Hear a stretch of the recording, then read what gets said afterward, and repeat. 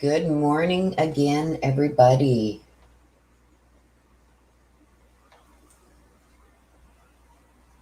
So yes, I just seen that too, that there is an active shooter at the volunteer high school in Hawkins County, Tennessee. Everybody was, I guess, kind of thinking that it could have something to do with little missing Summer Wells, but no, it's something to do with an active shooter. So, okay, so sorry about the earlier live, you guys. I wasn't aware that it started only at 9 a.m. this morning. It started yesterday at 8 a.m. So I set my alarm to get up a lot earlier than I needed to this morning. But I'm glad to see you guys all here. And it will be starting now in about 15 minutes. There's a shout out that I have posted on the screen. Thank you to RMW, Jennifer, Kathy, Brenda, and Nancy for your PayPal donations. I really appreciate that. It's very kind of you. Thank you so much. Yes, and welcome back to everybody joining in again. My sister will be in here shortly. I'm sure the other mods will be in here. Cindy and Allie and everybody will be in here momentarily.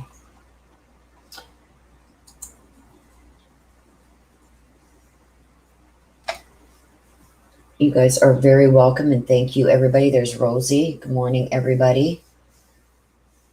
It is hotter than hell today here, so I've got some fans going. I hope that that doesn't interfere with you guys being able to hear me, but I have to have them going. Yes, and thank you to all the mods. I appreciate you guys so much. They keep everything running smooth here. You are going to see, I'm going to mention it once again so everybody is aware. Please do not mention any other channels or any other comments or whatnot that you get from anywhere else.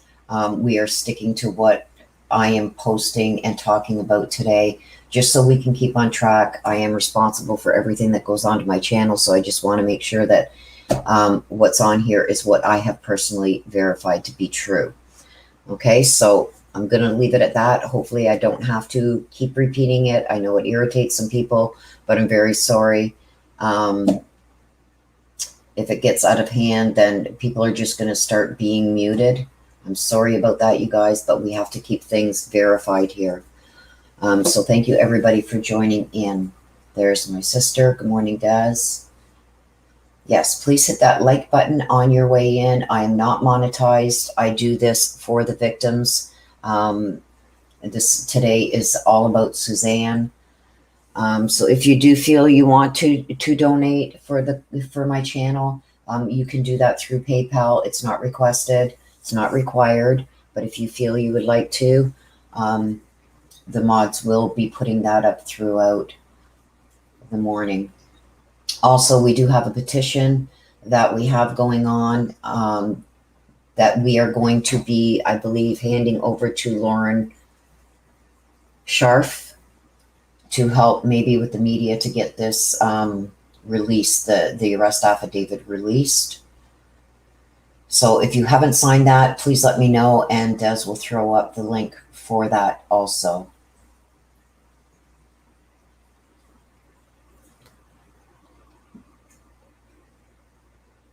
Okay, great. Thank you, Helen.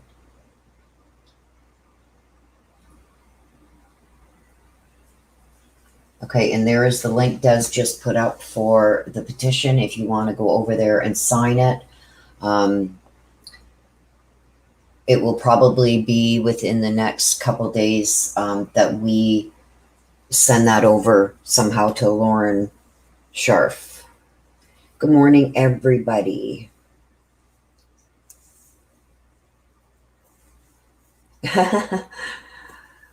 Oh, you're funny. Okay, so there are some things that I did come across. I'll go through them quickly, and I have found a few other things. I did find that Macy, some things that weren't included yesterday in what I put out.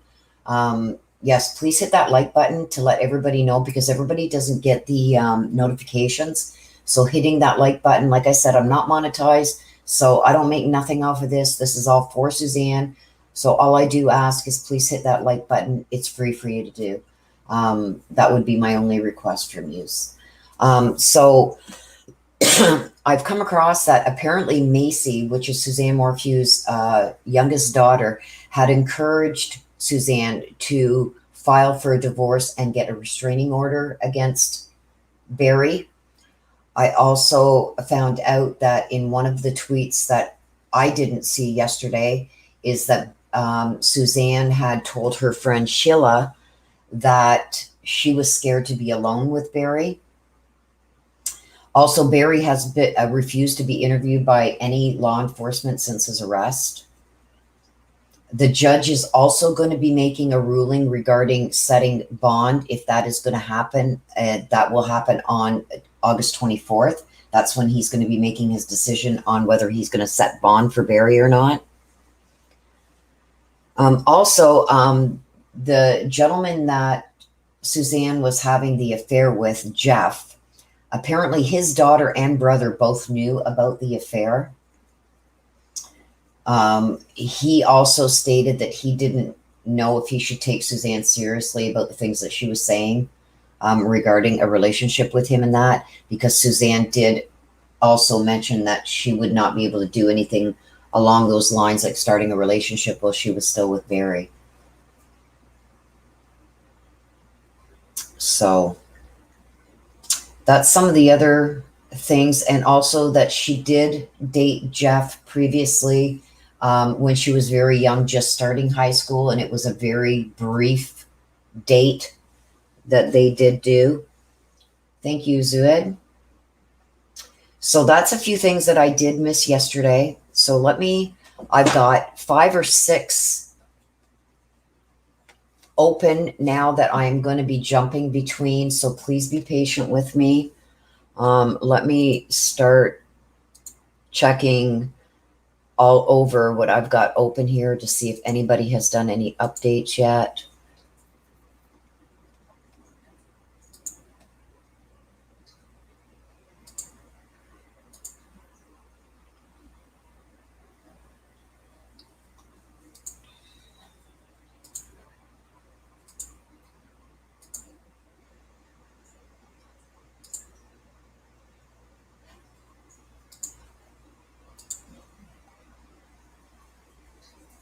So we do know that the senior deputy DA is already at the courthouse. He arrived with a large container of documents. Only 2 of the 8 witnesses that the prosecution has testified yesterday. Special Agent Ken Harris is going to be continuing. That's where we're going to be starting off again today.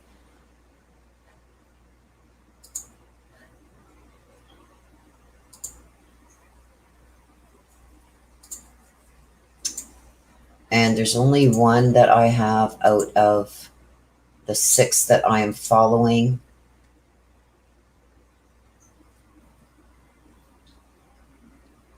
That has even started posting yet this morning, which I find weird. Okay, so I'm going to start right off. TAC, please do not, I'm going to show this. I'm not going to put up with these type of comments. I'm going to ask one of my mods to remove this comment. There is going to be no victim shaming here of Suzanne, and there's going to be no attacks on this Jeff guy. They have done nothing wrong. We are here for the murder of Suzanne, and the person who is responsible for that is Barry. So we are not going to have any comments like this. They will be removed. If it continues, you will be removed from chat. So can one of the mods please remove that comment? Cindy, if you can remove TAC's comment.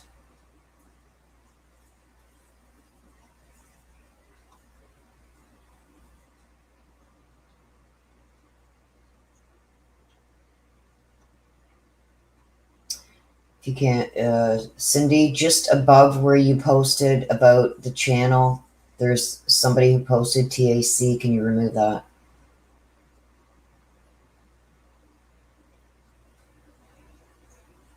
Right. The affair is irrelevant. even if she was, thank you, Rosie. Any comments like that, mods, please remove them. And if they do it again, block them. I will not put up with that here. Everybody that has been with me since day one and has joined over the last year since I've started this knows this is a safe place for everybody. I will not put up with, thank you, Alma. I will not put up with anybody victim shaming Suzanne, slandering Suzanne, or this gentleman that she had an affair with. Things happen, you guys. This is about Suzanne's murder. It's not about victim shaming, and it's not about attacking Suzanne or this guy that she dated, okay? Because that just does not justify murder, okay? So that will not be tolerated. Please, let's not start off this way. So just to let you know, that's it. You will be banned from the channel. I'm not putting up with that.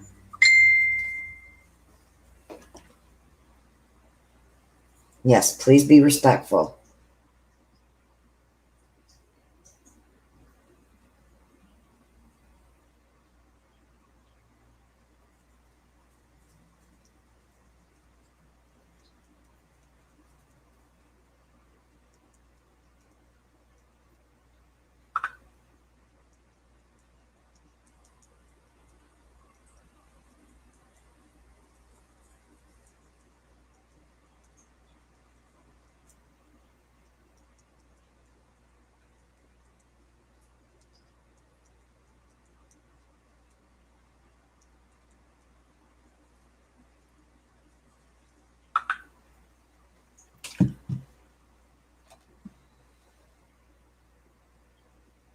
Yes.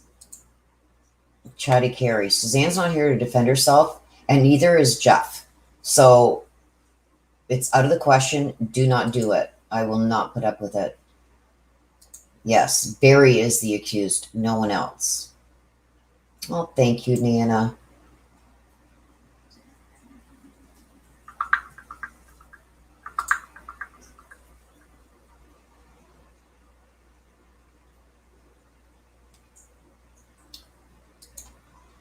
Yes, me too, Missy.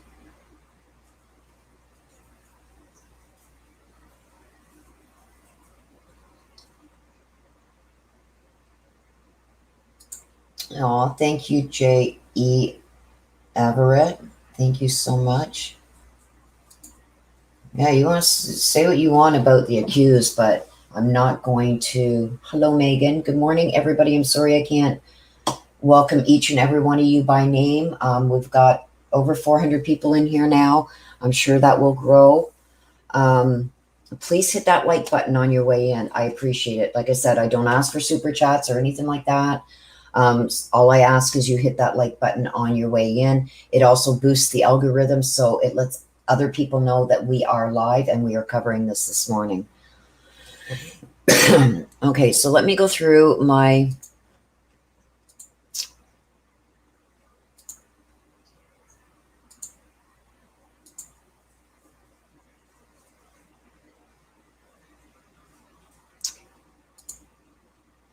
I'm just seeing if anybody... I'm surprised that nobody is starting to tweet yet or post on their feeds.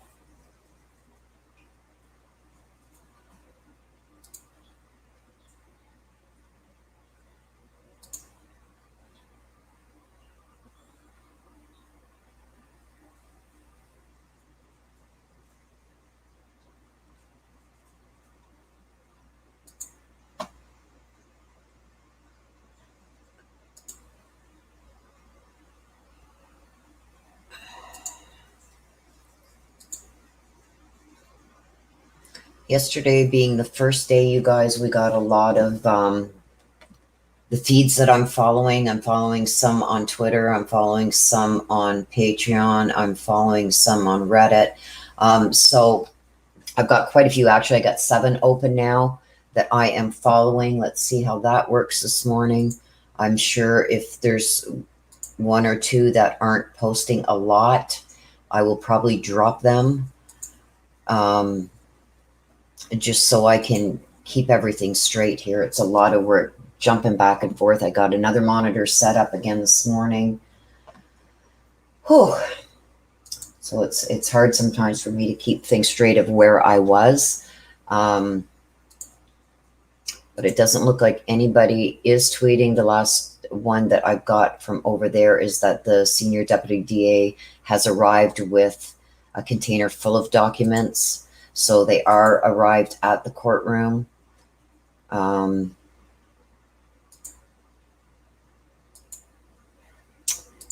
Like I said, I'm going back and forth between all of these, you guys, just to make sure I don't miss anything. And it's good to go back and forth between a bunch of them because some just basically put a little snippet where others extend what was said in court a little bit more. So it helps to bring you guys a little bit more information when I'm bouncing around between all of these. Some dark chocolate. Yum. I wish I wasn't allergic to chocolate. Okay, so let me bounce around here, you guys, so I can stay up to date with what is going on here.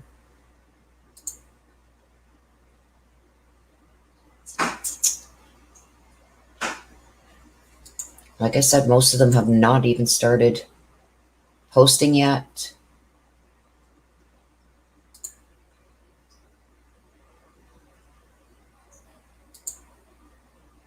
Which I find weird.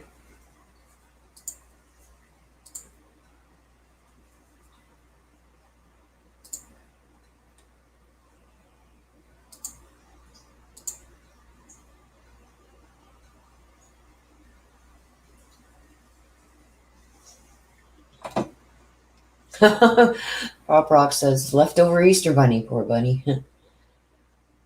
Hello, Lisa. Nice to see you here. And you are very welcome.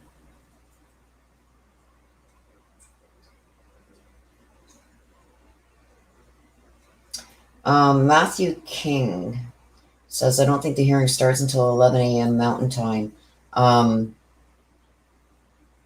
No, it's supposed to start at 9 a.m. Mountain Time, which is 11 a.m. Eastern, is what I am hearing.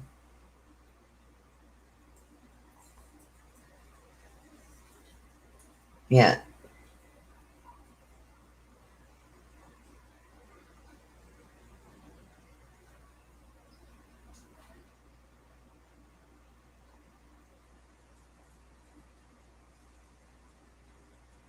Helen, I get my information that I'm getting it from all over. So no, there's no way that, and this is a live chat. So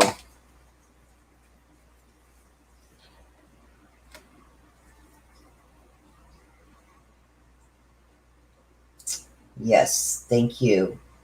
Thank you, Barb.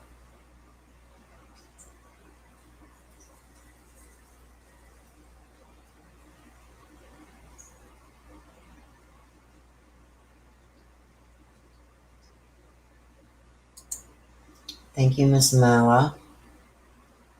I appreciate you all being here. So yeah, I don't know what is going on here. It does say that it's supposed to start. I just checked. Okay, let me check over here too.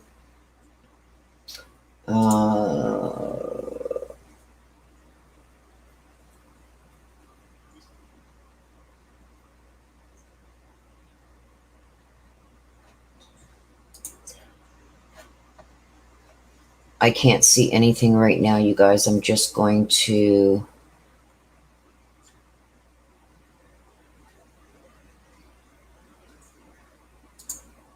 double check on the court docket.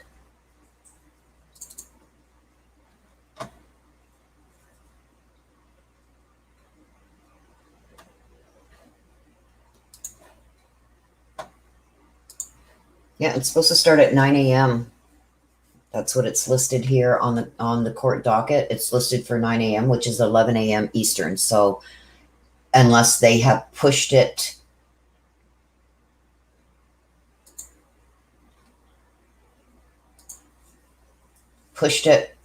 back again, I don't know. I know the defense was asking for a little bit more time. Let me just check over here.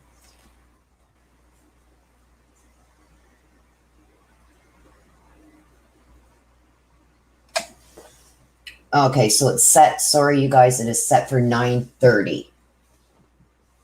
So we've got about 20 minutes before it starts.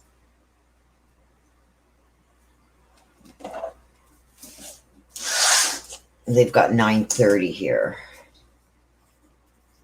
So it's 11:30 Eastern. So that's good. I can chit chat with you guys. And the 23rd, it's at 8 a.m. again, Colorado time. So that's 10 a.m. Eastern. And then on the 24th, it's at 9:30 a.m., which is 11:30 a.m. Eastern. So it's going to be, for the next 2 days too, it will be the same.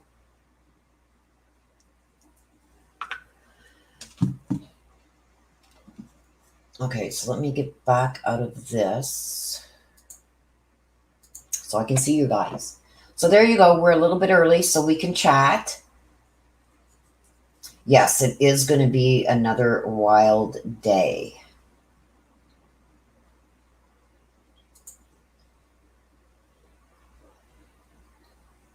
Let me...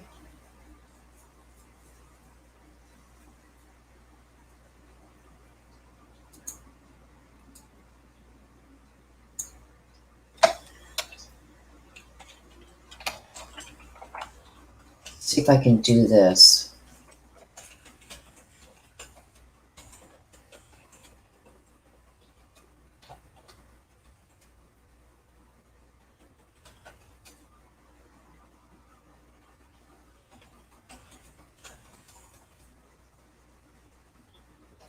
No, I can't do that either. Okay. Oh.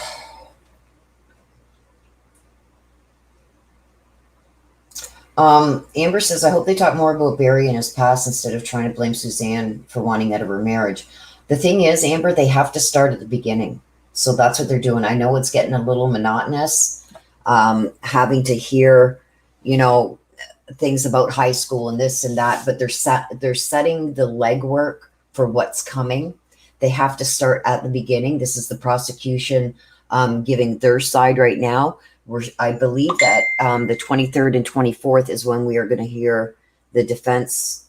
Let me just see what my sister just sent me here.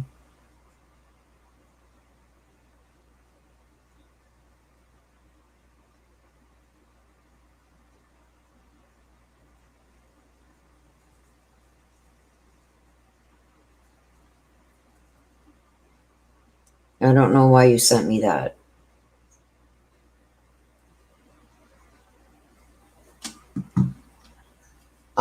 Des, if you can maybe go over. Okay, I know what I'm going to do. I'm going to put it private so people aren't confusing the morning stream with this one.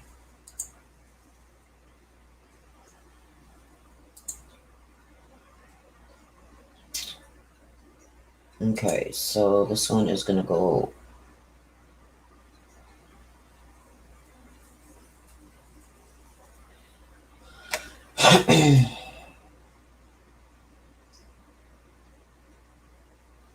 Or I should just delete it.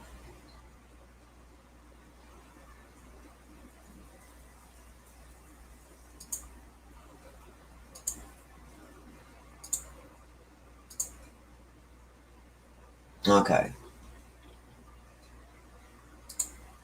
I see what you mean, sis. Okay, so I just deleted that other stream from this morning because people were getting confused. There was people over there waiting for that one to start again. So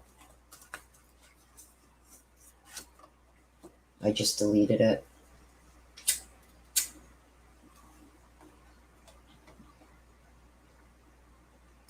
I have not did an updated read yet, but I think I'm going to. You guys, I'm on here all day bringing up-to-date tweets and feeds and this and that. By the time this ends at 5 p.m. in Colorado, it's 7 p.m. my time. So it's like I'm ready to eat something. I tried to do dinner while doing the live yesterday, and it doesn't work. So I eat something, have my shower, get ready for bed, and do some things around the house that I need to do. So what I'm going to do is I think maybe Wednesday or Thursday, I will try and do an updated read to see what kind of vibes and that and what I'm getting since this has come out.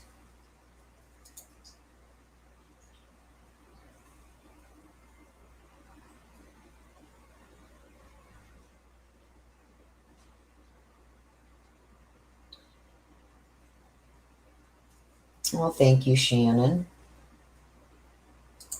Thank you, thank you.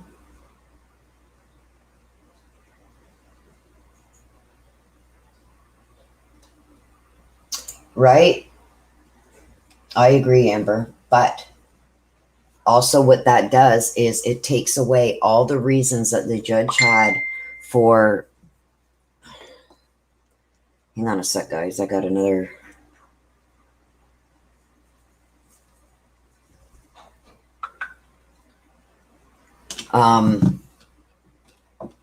Des is having problems getting into the live feed. But yes, the girl shouldn't be there. Every excuse that the judge used to seal the affidavit, the arrest affidavit, has been blown out of the water. He said that was to protect the girls. Well, the girls have read it by now, and the girls have chosen to even show up in court where they're going to see all the exhibits and everything else. So protecting the girls is out of the question now. So that blows that one out of the water. Then he said, well, it's to get so Barry Morphew has a fair trial.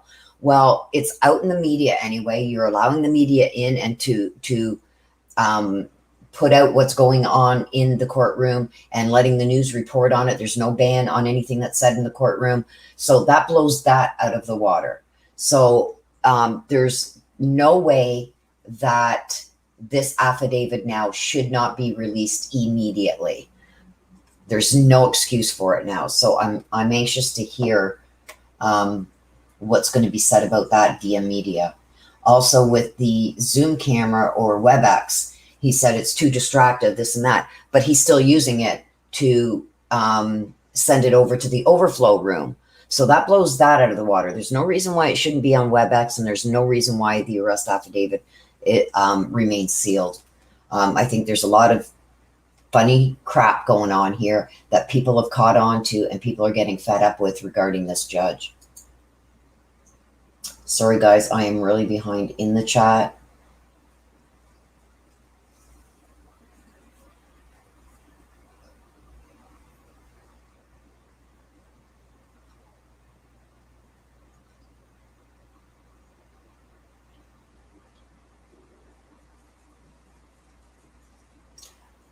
Love wins. I've asked, I'm going to show this right now.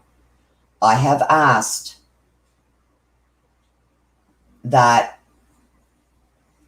no other feeds or anything are mentioned in here. Can I have a mod please remove that comment from Love Wins? And if it's done again, Love Wins, you are going to be muted out of the conversation.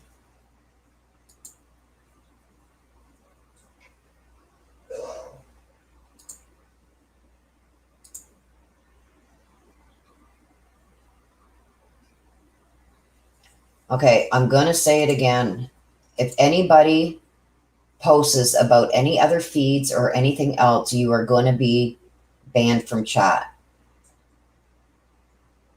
I just muted 2 people for time them out, and I will do it again. I'm going to ask the mods, please watch for those comments in the chat. It is to keep, I am responsible for everything that is said in here, and that's why I'm saying do not mention any other channels or feeds or names or anything like that regarding anybody else covering this.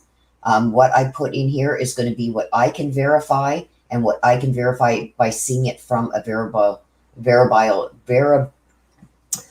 verified source.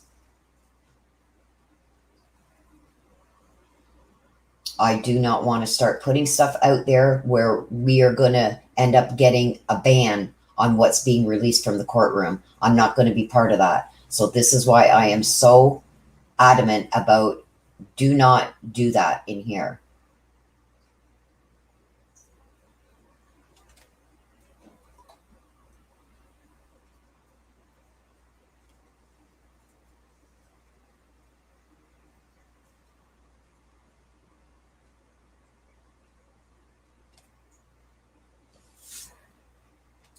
Okay, so let me go through all the feeds that I have got open.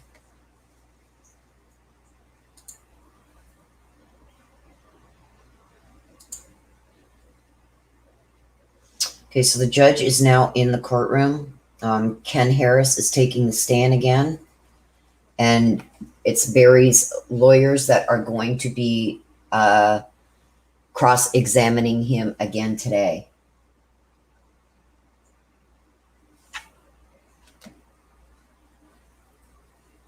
So Ken Harris is now back in the hot seat.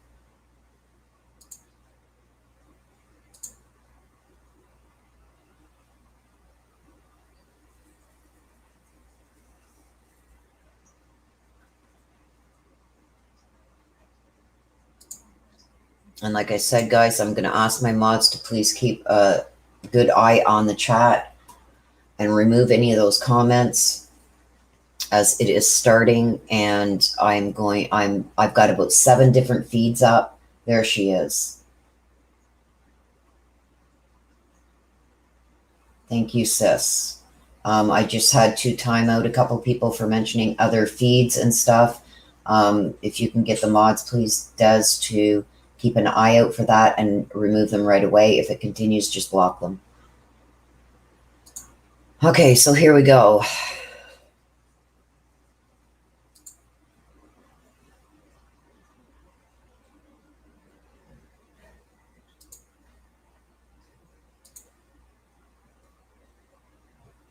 Okay, Barry is now being brought into the courtroom. He's walking with a confident stride, no handcuffs or leg shackles. He's in a blue shirt and mask. He's wearing cowboy boots. He hugs his attorney, Iris, and turns around to say hello to his family. They wave. So his family is there again today.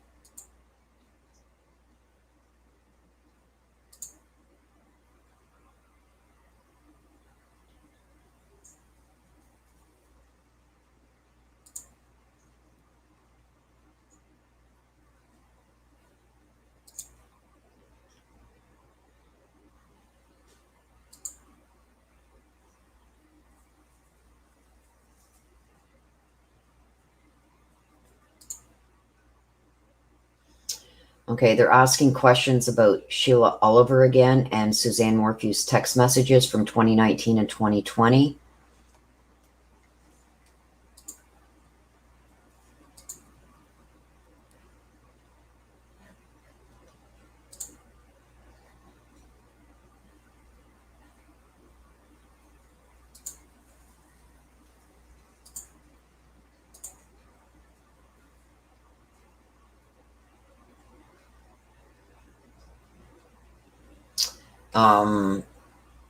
So it is Barry's defense team that is questioning the FBI agent Harris. She's asking about a message between Suzanne Morphew and her best friend Sheila in July 2019, a message from Suzanne stating he wants a secret life.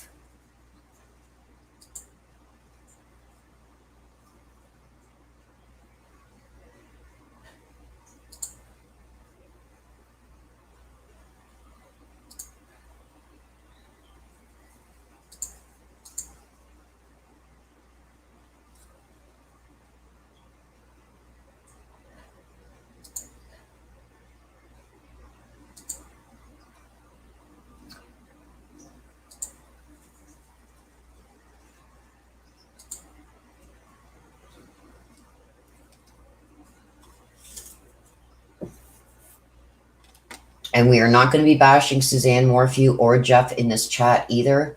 If you do that, you are going to be automatically banned.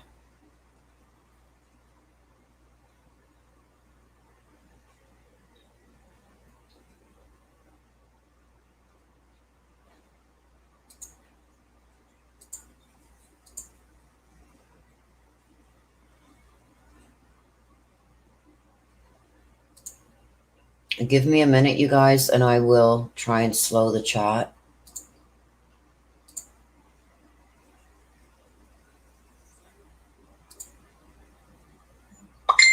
I can't.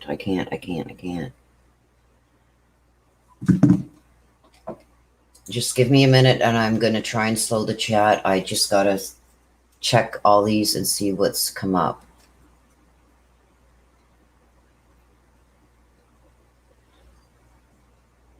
In the text, Sheila tells Suzanne to start putting some money away to find out if she has enough to be on her own. This follows many conversations about her wanting to separate from Barry Morphew.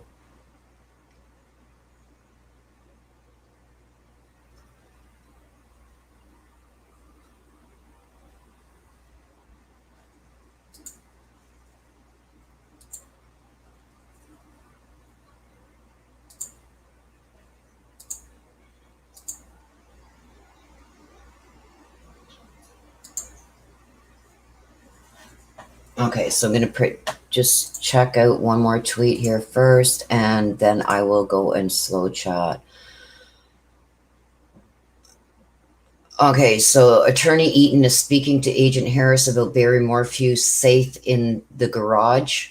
So apparently there was a safe in the garage that it was searched. Eaton is claiming that Suzanne Morphew took $70,000. The state is objecting, but the judge is allowing Eaton to continue with that talk.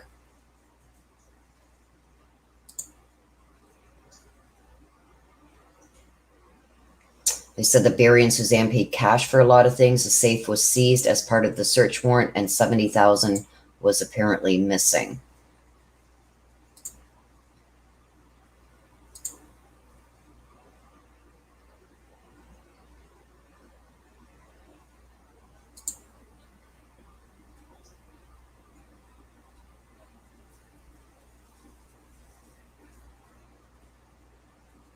Okay, so let me pop over and see if I can't slow this chat.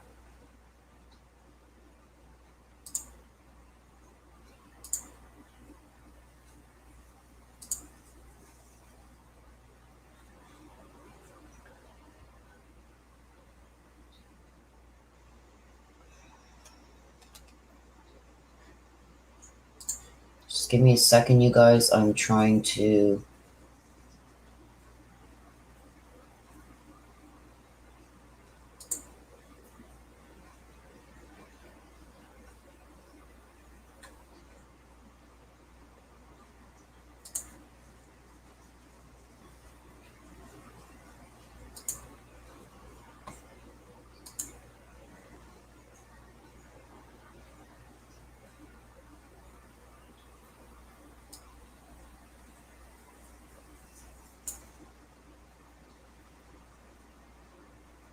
I'm trying to find where I can slow the chat. Just give me a second.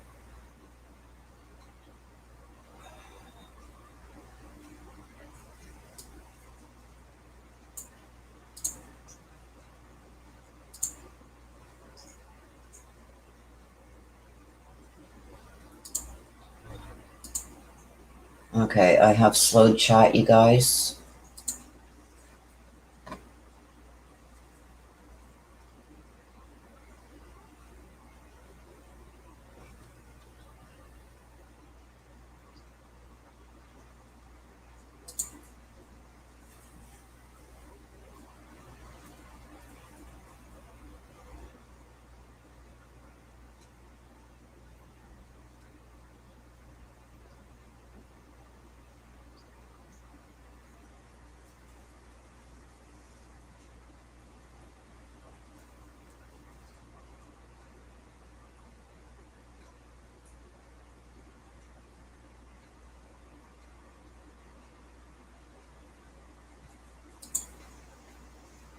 Okay, I'm going to leave that on the screen for a bit, you guys. Let me get back to these tweets because I'm not. I'll let the mods deal with that, but I'm going to leave that on the screen.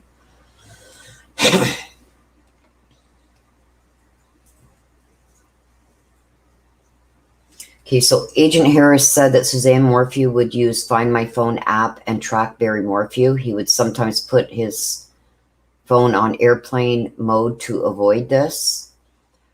On March 10th, investigators tell Barry Morphew a little about Suzanne Morphew affair. Barry also asked investigators about missing money from the safe after the search warrant. So is he trying to say that that law enforcement took it?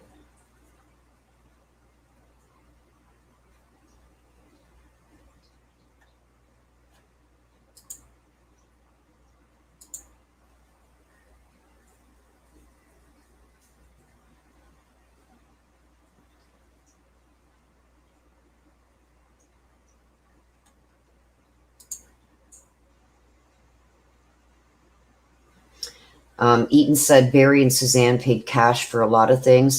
The safe was seized as part of the search warrant, and Eaton is still saying that $70,000 was missing. I'm going to assume that's according to Barry.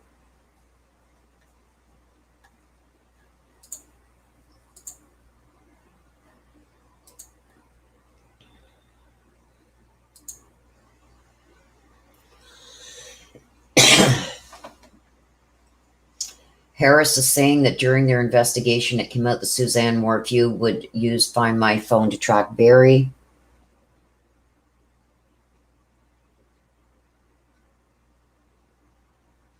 A lot of the conversations between her friend Sheila and her were regarding conversations about her wanting to separate from.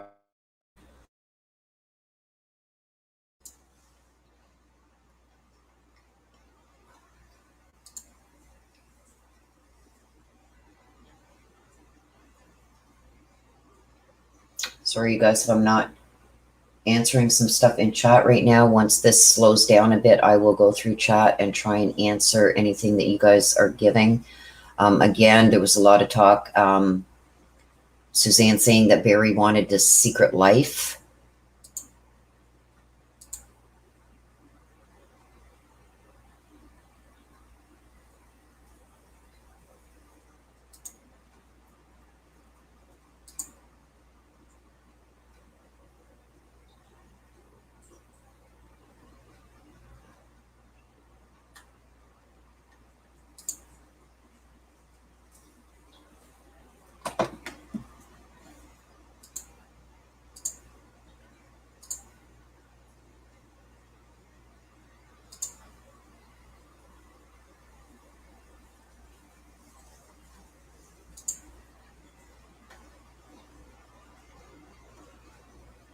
The defense is objecting to, oh gosh, where did I just see that?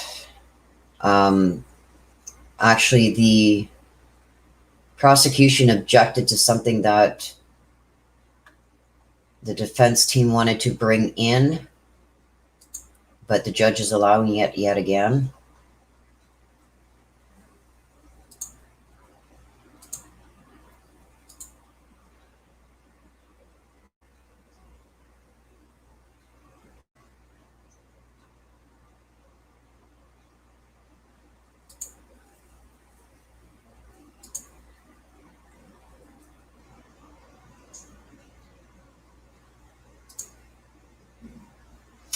About 20 messages between Jeff Libler and Suzanne were exchanged on April 22nd, 2020.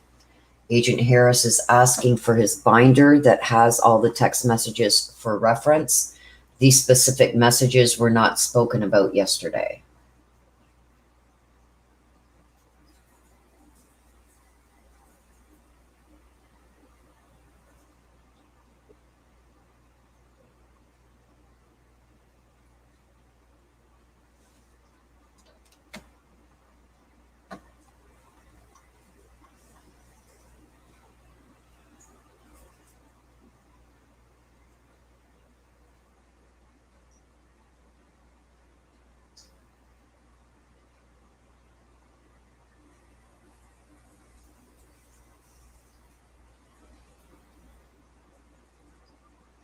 Lori, let's not start putting stuff like that up.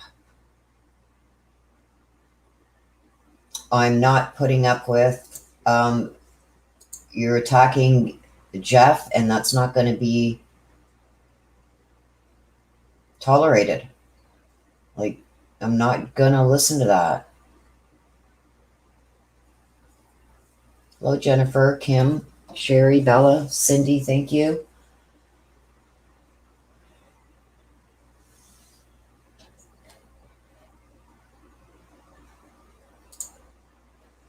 So I think there's some objections that the prosecution is making.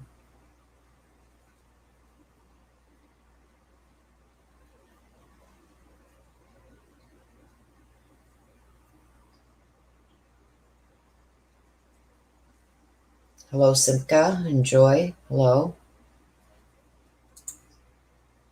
I think there's some objections going on because chat has really slowed down and information coming out has slowed.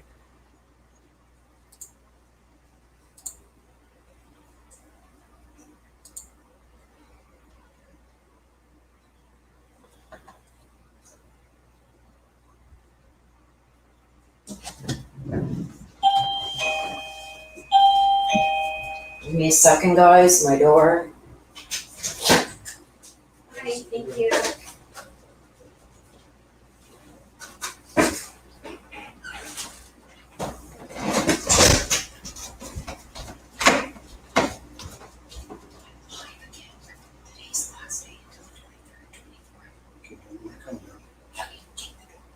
Oh.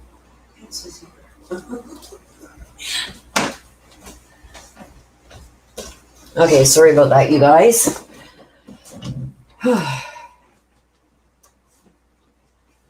We order so much from Amazon here that it's like Christmas every day. So, okay, so let's go back to this and see if there's anything else yet.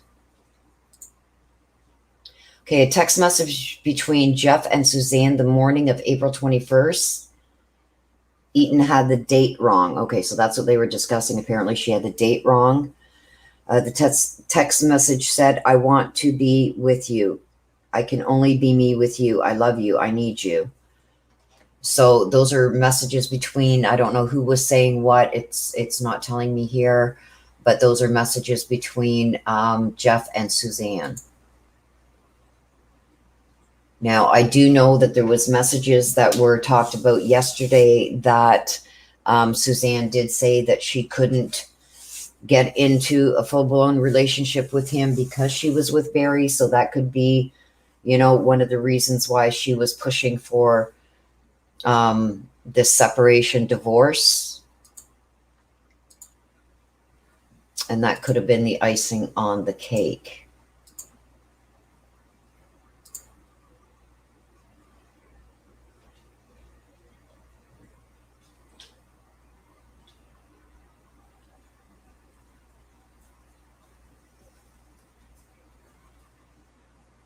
Okay, so Barry's trying to say that the $70,000 was missing after his safe was returned to him. So I think that Barry's trying to say that the police took $70,000 by the sounds of it.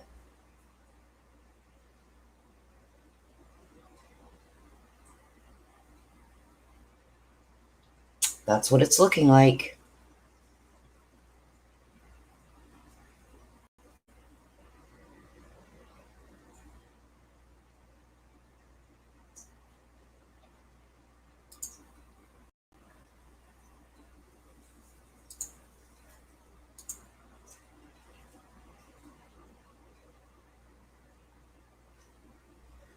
Another message says, you know, I was born to love you. These are messages between Jeff and Suzanne. The judge has also cautioned the defense that they are burning through a lot of their time and they need to be cautious of that.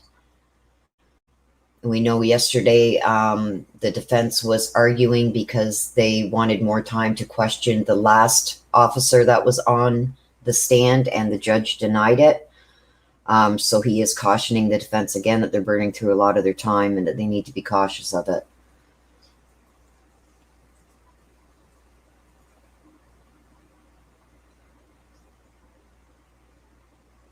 Again, there's more conversations about her wanting to separate from Barry. This is text messages between her and Sheila.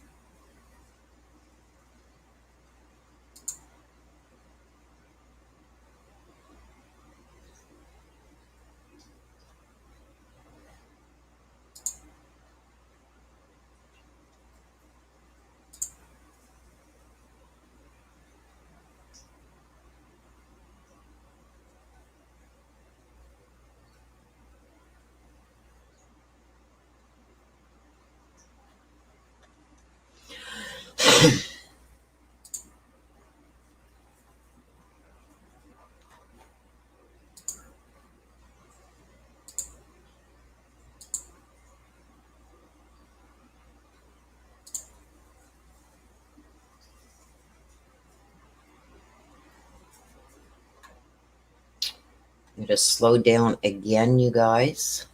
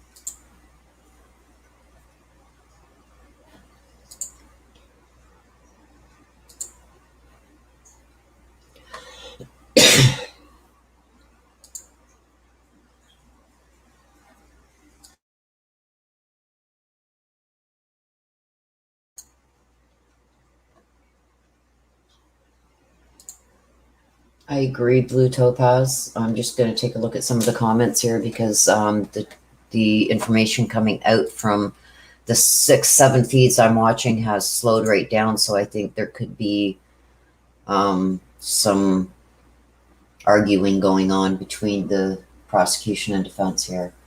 But yeah, no way did Suzanne have access to that safe. Barry controlled everything like that. Exactly.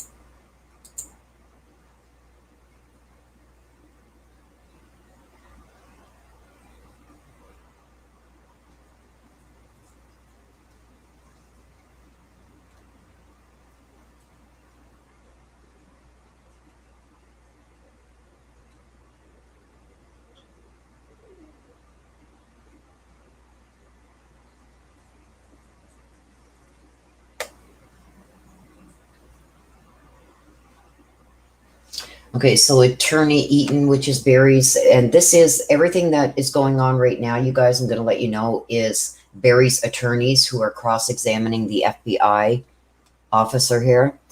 Okay, so Barry's attorneys is now speaking about an interview with Barry Morphew and the investigators in January. Eaton is claiming that Suzanne Morphew said on the spy pen that 80% of the arguments with Barry were about money.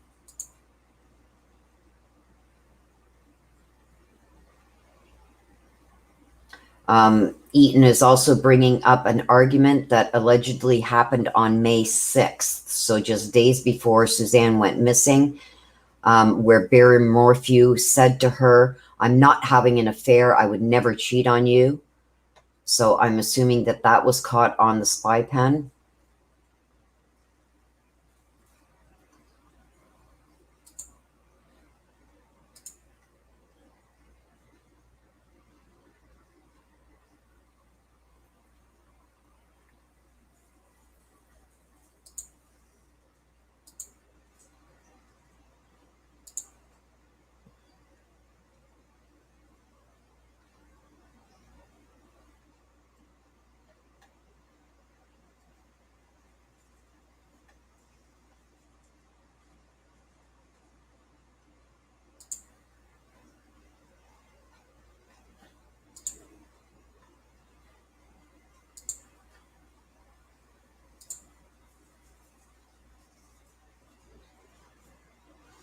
Okay, so on one of the other feeds that I'm following, it does say that in an interview with S.A. Harris, he says an argument caught on the recording pen of Suzanne Morphew's had that 80% of the fights with Barry Morphew were about money. So that was caught on the spy pen.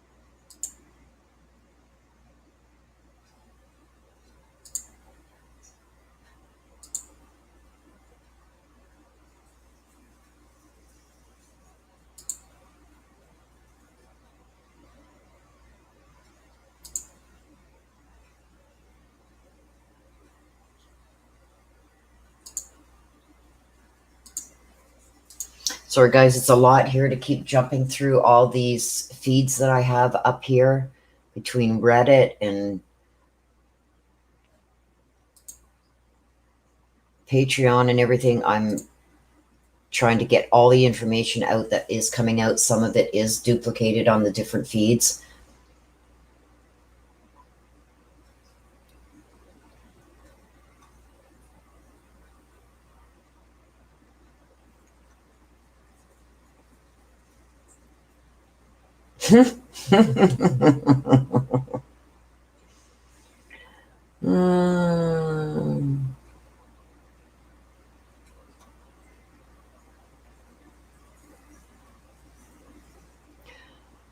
Lauren Scharf is apologizing in one of her tweets. It's funny because when she first started, I guess this morning, she said Judge Patrick Morphew is in the courtroom. She called the judge Patrick Morphew. So she's apologizing for that error. She says she needs more coffee. My apologies, Judge Patrick Murphy is in the courtroom, she said.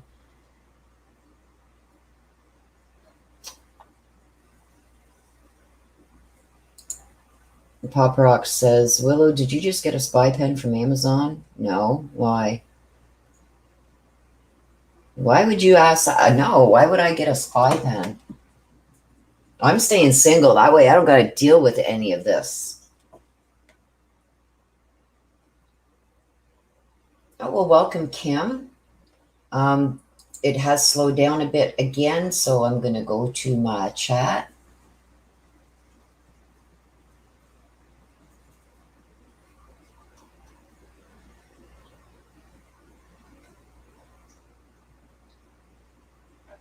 Good morning again, Alyssa. I see you were here yesterday also. I'm going to ask everybody, please smash that like button. Let everybody know that we are covering this live. Okay, back to this because I've got 7 feeds here to check.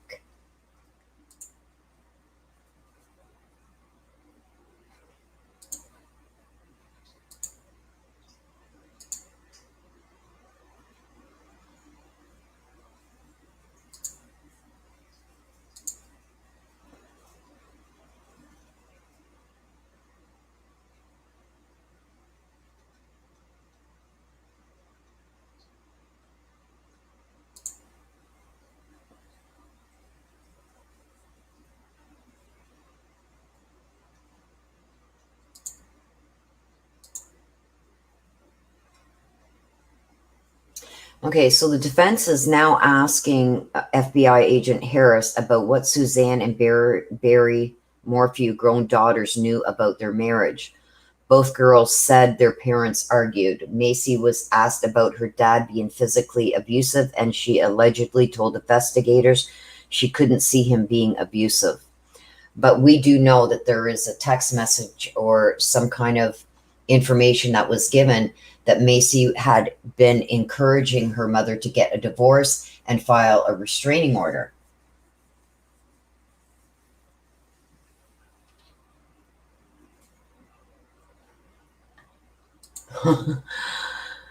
Candalee says Willow spy pen for new merch. Yeah, that's not available where I get my merch from. If you guys want to check out any of the merch that I do have, I'm going to ask my sister to throw up that link. You guys can maybe during the break or whatever head over to my merch store and check out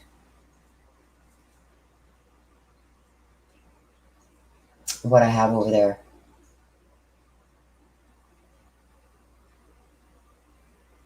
Eleanor says, I will watch elsewhere. This woman is a bully. Well, if I think you're referring to me, Eleanor.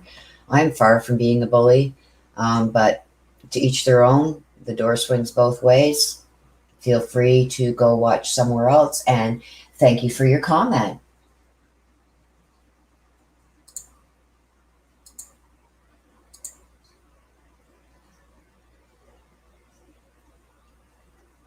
I'm a bully. Well, that's the first time I'm using that word is very big, you guys. So to call me a bully, like, come on.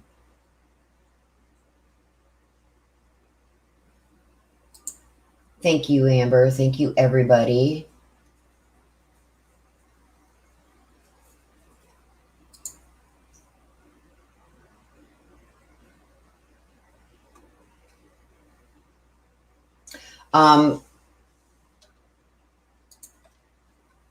Chartreuse Seeker, right now, yes, the defense is speaking more because it's the defense's turn to cross-examine this witness.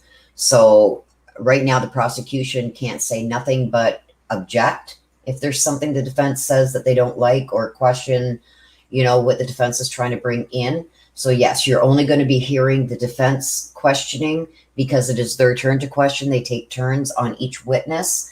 The defense is presenting its case right now. So they put up, sorry guys, they put up their witness and they bring out the information that they need to bring out for now regarding their witness. And then the defense has a chance to cross-examine that witness. So right now, that's what is going on, is the defense is cross-examining the witnesses.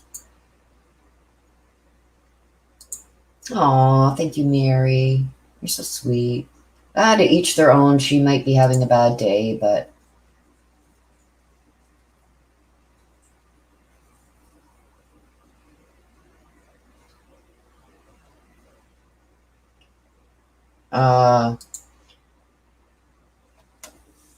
saying thank you to Eleanor for that comment. Rap View, is that what you're doing?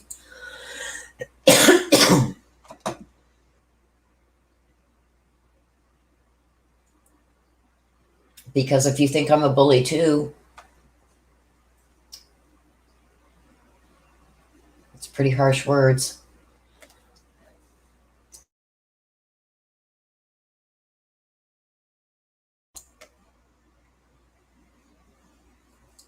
Thank you, Salsa. I love you too, sis.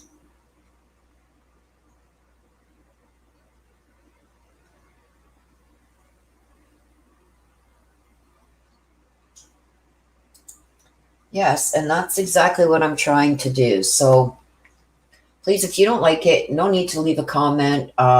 Just leave. I'm not going to be letting people bully a deceased woman who was murdered by her husband. I'm not going to let people attack her having an affair. I'm just not going to let it happen here. And if you don't like that, then go find another channel that likes all that type of stuff. This is a safe place. So, and if you don't like it, there's the door. Sorry. Not sorry. Miss Mala, I think that the father has really put a lot of stuff in these kids' heads regarding their mom. So it's sad all around, right? It's sad that a father would do that to their daughters. So yeah, and like what Betty just said here, Barry's all they have left, and it's going to be touchy, you guys. Once this is all said and done, I'm going to be anxious to see what they think. But you're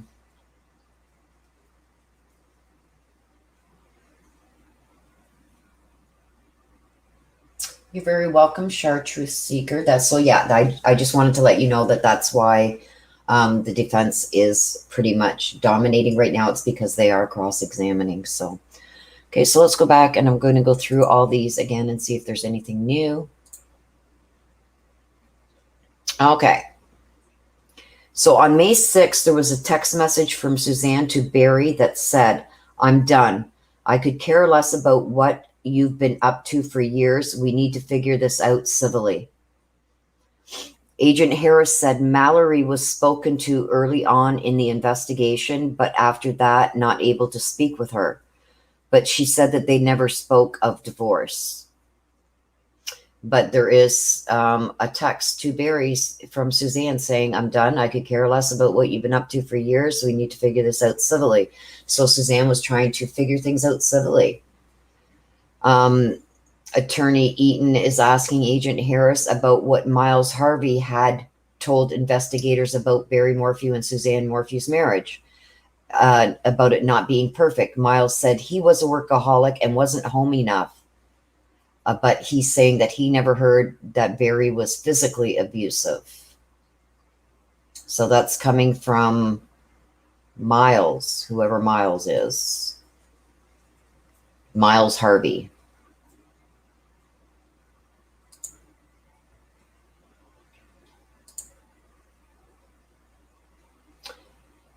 Barry Morphew also sent a message to Suzanne Morphew saying, "I promise you, you are wrong about all the crazy thoughts about me. Why would I want another? Only a fool would stray from an angel like you." And now this was on May 6th. So let's see what some of the others are saying, if anything.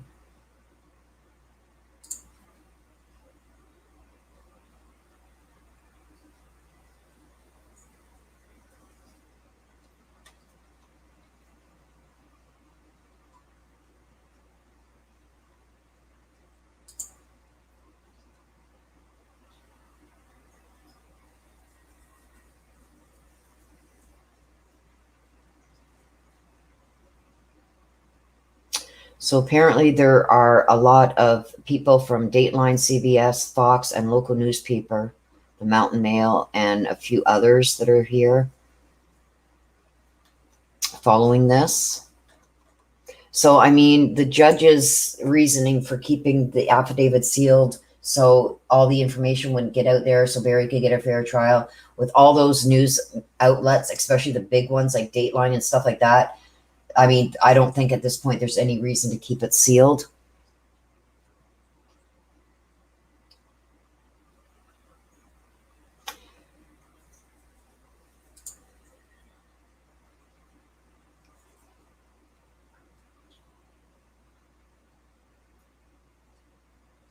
Barry also responded to Suzanne's text of May 6th when she said she was done and that she could care less about what he'd been up to.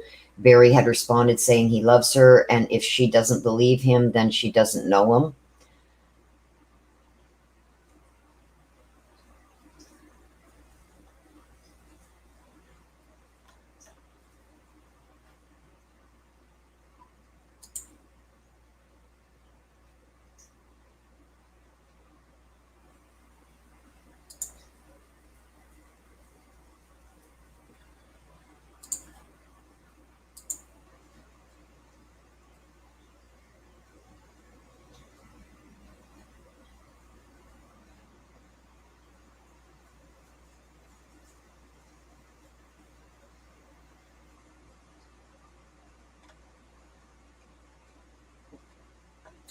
On May 7th at 7:25 in the morning, Suzanne messaged Jeff about how magical the last few days have been. Agent Harris is checking his binder to find the exact messages that Barry's defense team is referring to.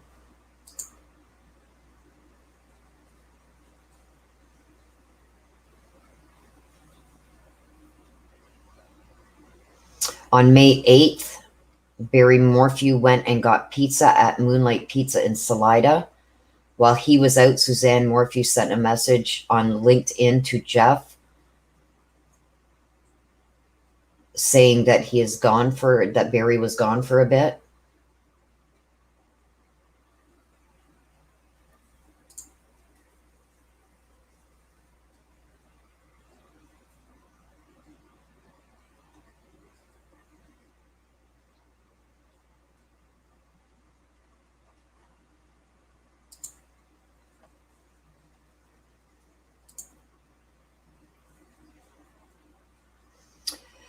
Okay, Suzanne Morphew continues to text message Jeff a lot of the day. At 4:43 p.m., Suzanne tells Barry she's been studying all afternoon and she has veggie stew on for dinner.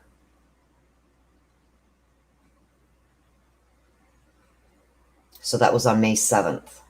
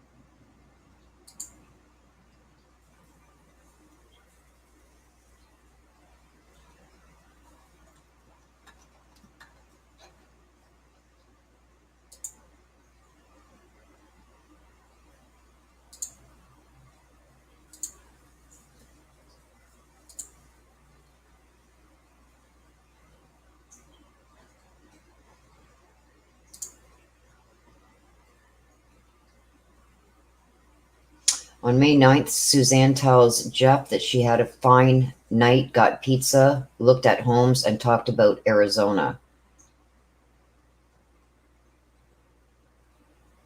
So on May 9th, I'm not sure what time this message was sent, but she tells Jeff that she had a fine night the night before, so on the 8th or the 7th, got pizza, looked at homes, and talked about Arizona. So right here, we know at some point in time on May 9th, I believe this goes into early afternoon on May 9th, because they say yesterday it was said, I want to try and remember the exact time, but I think it was between noon and 3 on the 9th was the last message that Jeff got from Suzanne. So I don't know if this is the last message that he received, but on May 9th, we know that Suzanne never messaged him after 2 or 3 o'clock in the afternoon. There was never any more messages to him from Suzanne. And that last message was saying that she had a fine night, got pizza, looked at homes, and talked about Arizona. So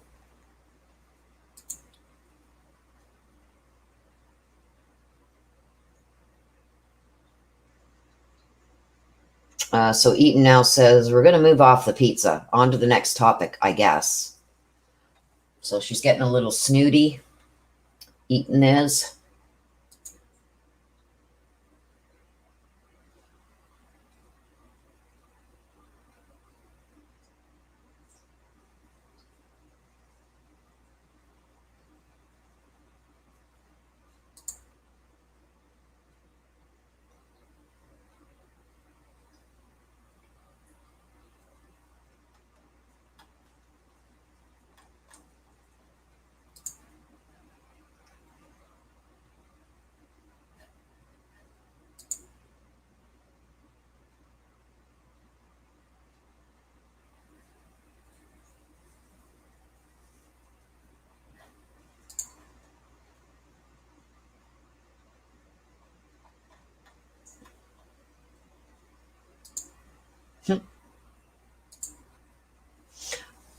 I guess the defense is getting a little bit irritated. Okay, let me check some of these other ones here, you guys.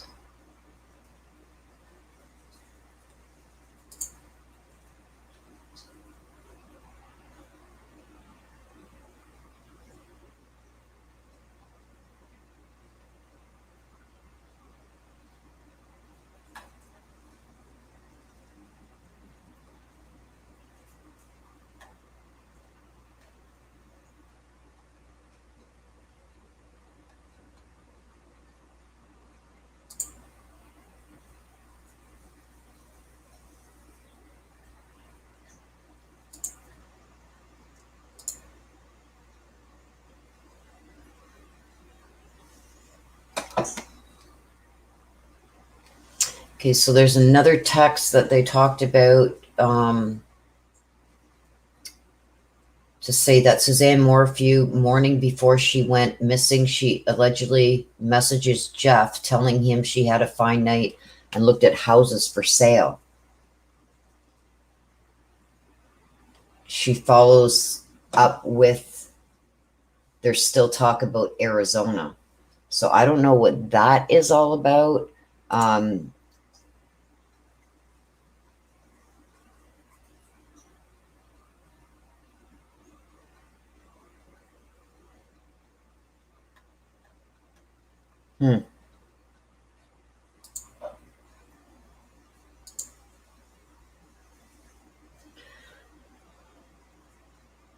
Okay, so Attorney Eaton wanted to speak about the Suzanne Morphew secret bank account. The state objected and says beyond the scope. She is now explaining. The judge overrules the objection. So they're talking about Suzanne Morphew's. Apparently, there was Suzanne, because there was a text message between Suzanne and her friend about starting to put some money away and blah, blah, blah. So she would have money when she left Barry. Now the attorneys for Barry want to speak about the Suzanne Morphew's secret bank account. Now, I don't know if they actually have found some kind of secret bank account, but the prosecution objected to it. It's not within the scope of evidence towards why this happened to Suzanne. So the state objected and the judge overruled that objection.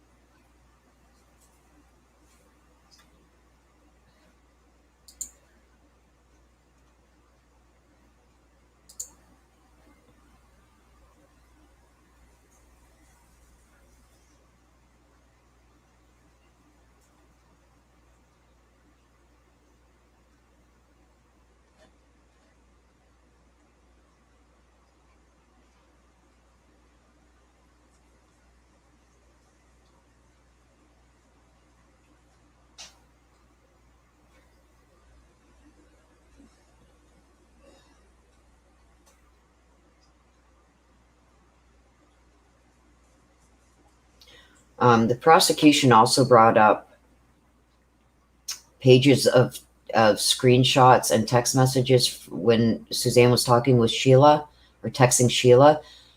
And a lot of those talked about Suzanne wanting a divorce. There was some talk about Macy and how Suzanne is afraid to be alone with Barry.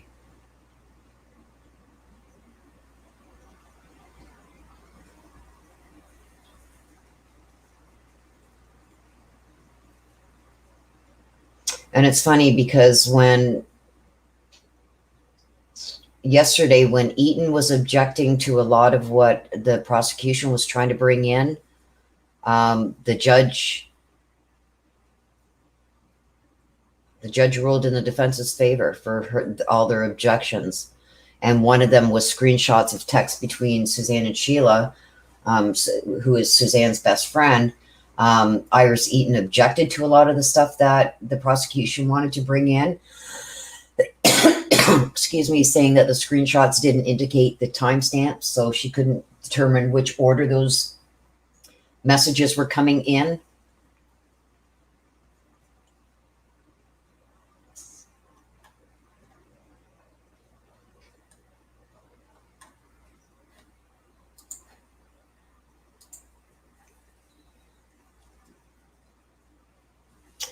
Okay, so the defense is now asking FBI agent Harris about a statement sent to Suzanne Morphew, emailed about her alleged secret bank account. It was a green dot account. I don't know what that is. We don't have that here in Canada. But defense says you can access the account and withdraw money without having to go to a bank.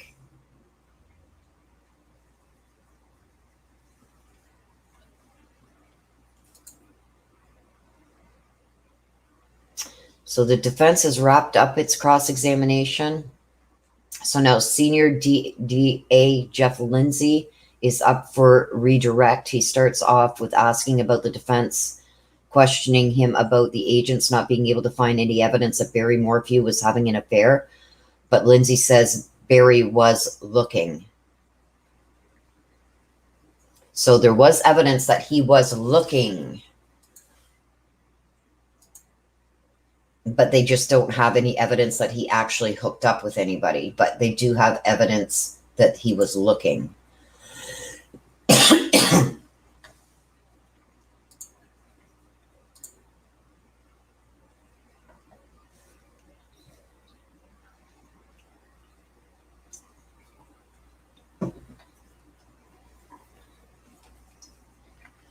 So in April, which was like a month before she went missing, Suzanne opened up an account with Green Dot Bank and Royal Compass Management.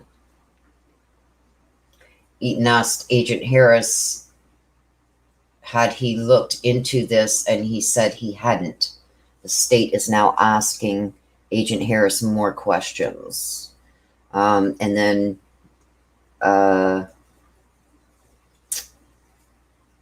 the prosecution objected, and the judge overruled the objection. So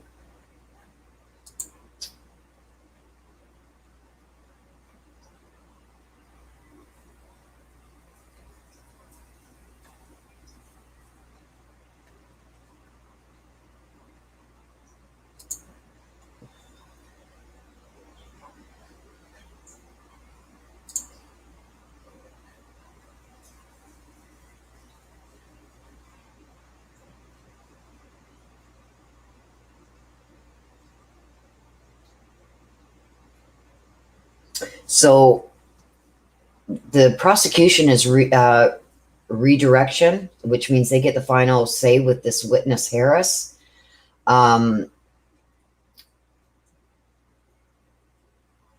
Eaton asked, I guess, a few questions about the secret bank account that Suzanne had. Harris did not do that specific part of the investigation, so Eaton says no further questions, and they redirect to Lindsay. So the prosecution is now re-questioning their witness, and they want to clarify a few things that the defense tried to throw in there. And the prosecution immediately brings up that Barry was in fact looking for other women. Barry's defense team immediately objects, and now they are approaching the judge at the stand. So it's like the defense can go hard regarding Suzanne and her text messages and everything else, but as soon as the prosecution brings up the fact that Barry was in fact looking for other women, Eaton immediately objects and approaches the bench, which means she approaches the judge, walks up to where the judge sits so nobody else in the courtroom can hear what they're saying. I mean, to me, it's fair game. I don't think the judge should be objecting to letting her object to that. I think the judge should allow that to be in there, because if they do have evidence that Barry was looking, that's it. That's facts. You're not going to, why is it okay for them to make Suzanne look like the bad guy without bringing up that Barry was doing pretty much the same thing?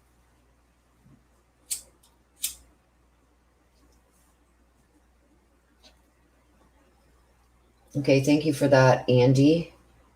Andy says that a green dot is like a Cash App or Venmo. Thank you for that. That clears that up for me.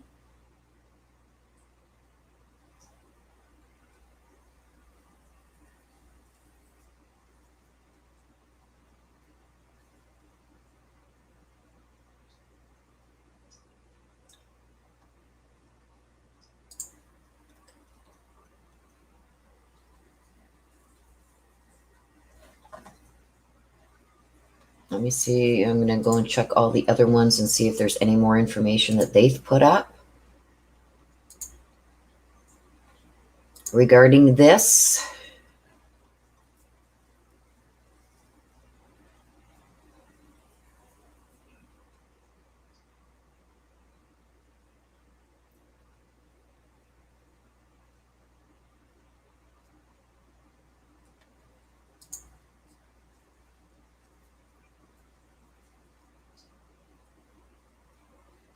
Okay, so here we go.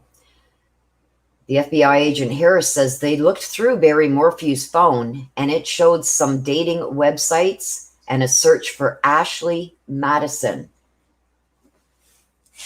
I know everybody's writing that name down now.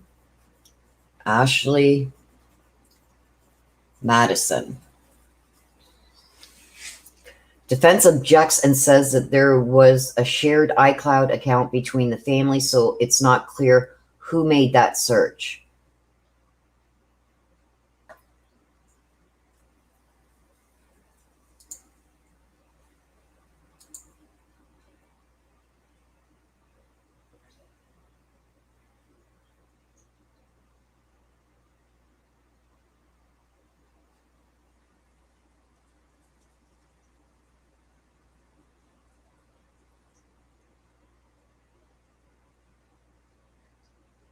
So, like, they're trying to basically say Barry's dating thing is off limits, but let's attack Suzanne's. Like, go yourself.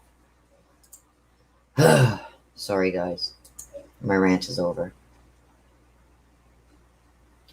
Okay, so from this feed, I am getting... Okay, in March, interviews with Barry Morphew, and the FBI asked Barry about the website Celebrity Jihad website he had allegedly searched, which is a porn site. Barry now crosses his arms. I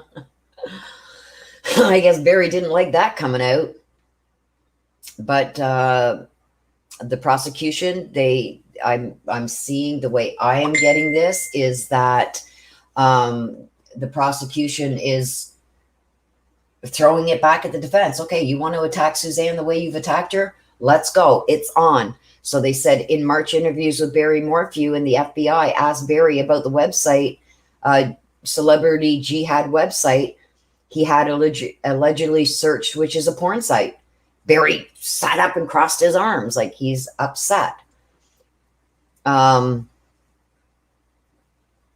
Eaton stood up and asked if he knows who made the search. Agent Harris said he doesn't know. The search was in January 2020. There were no searches after this day. The state is now asking the agent about Barry Morphew's phone. There was some deleted dating web history. So there was a lot of dating web history, but Barry tried to delete it, such as Ashley Madison. When this was said, Barry sat. He's looking visibly upset.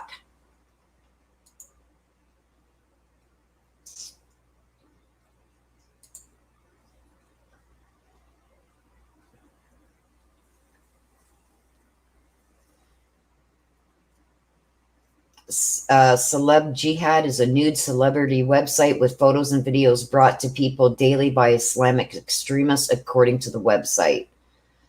Online dating and escort sites that Barry also accessed.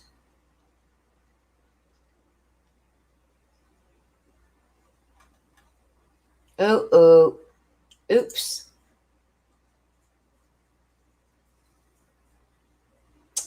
That's what happens when they want to go hard on somebody who's not here to defend themselves and bring up, things like that about Suzanne. Like I said, you guys, they've got a lot more against Barry that we didn't know. And I think the reason that they are bringing this up is because of the way that the defense just tried to make Suzanne look. Well, look at what Barry was doing. So, I mean, they're shooting themselves in the foot. And a lot of people have been thinking that the prosecution isn't on top of things. I think they are. So this is what they're shooting back the defense. Like, you want to bring up things about Suzanne and try and make Suzanne look in a bad light? Well, here you go. What about all this nude celebrity websites and dating sites and porn sites and escort sites that Barry was on? Like tit for tat. Oh, Barry is not happy. Barry is sitting directly up in his chair. He's got his arms crossed and he is visibly upset. Again, Lindsay, they bring up that Barry, in fact, was looking for other women, and Eaton has objected and approached the stand yet again.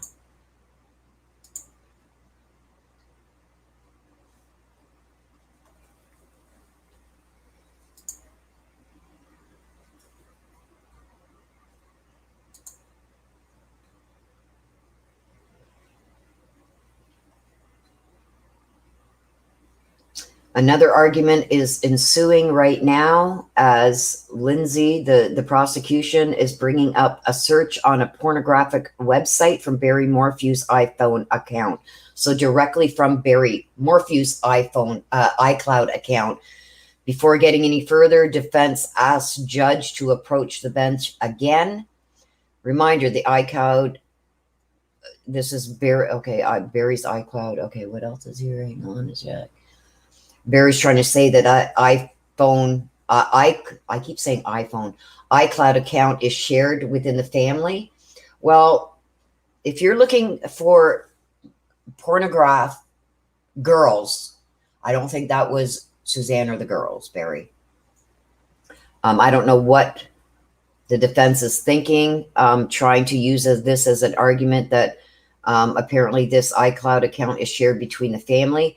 I don't think the daughters or Suzanne would be looking at pornography, women, or pornographic pictures of women, or trying to hook up with women, or the escort was women. So Barry, I think this is why Barry is getting very upset.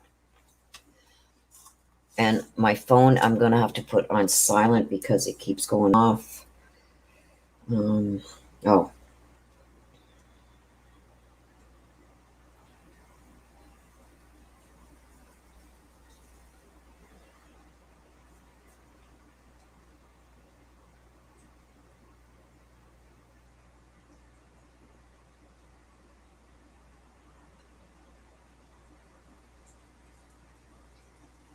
Okay, yeah, I don't.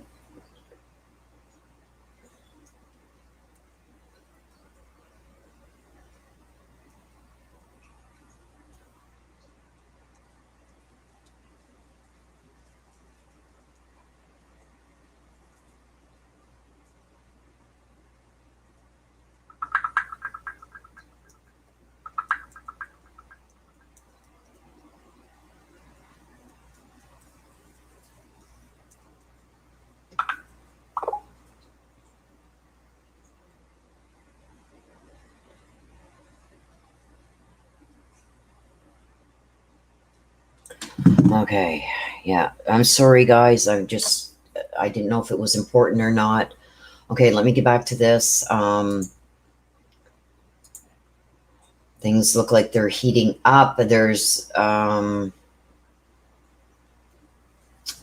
Lindsay, the prosecution is trying to bring up another site that Barry Morphew also tried to access on his phone. These are all from Barry Morphew's phone. And again, the defense is objecting.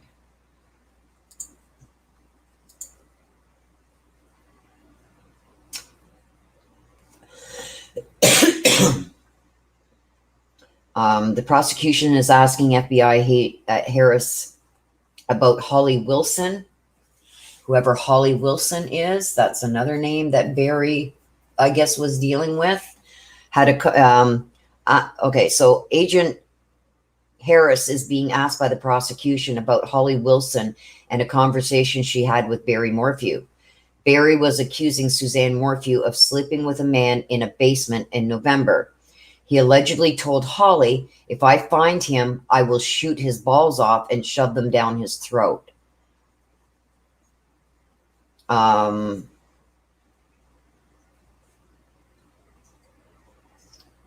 So now, which one of the feeds that I am following, who is in court, one of the news media said that the defense is very upset that Lindsay is bringing, the prosecution is bringing up all this stuff. And that's what was going on when they went to speak to the judge, but it is continuing because the prosecution is now bringing up, actually, maybe the I don't know if the judge, hang on, let me just see.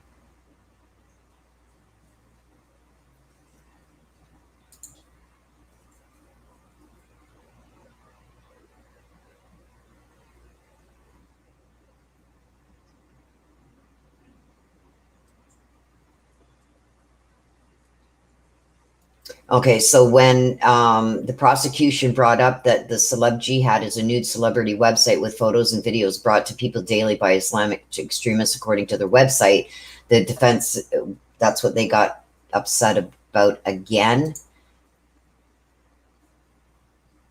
Seems the defense is very upset that the judge is allowing stuff like this to be brought out.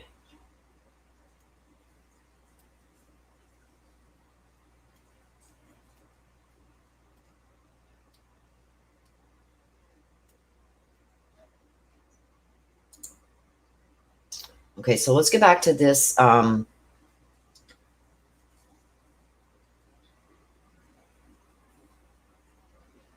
When Holly asked Barry Morphew about what the last thing he had said to Suzanne before she went missing, and Holly remembers him stumbling for words and hesitating.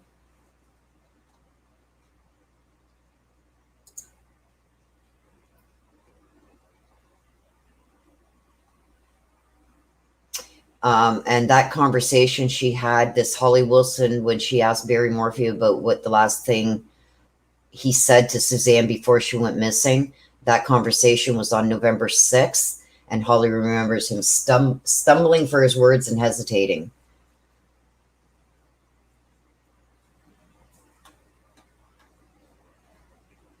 Okay, so I'm going to go and check the other ones to see what everybody else is saying about this. Okay, so when the prosecution again brings up that Barry was in fact looking for other women, the defense has immediately objected in approaching the bench again, approaching the judge.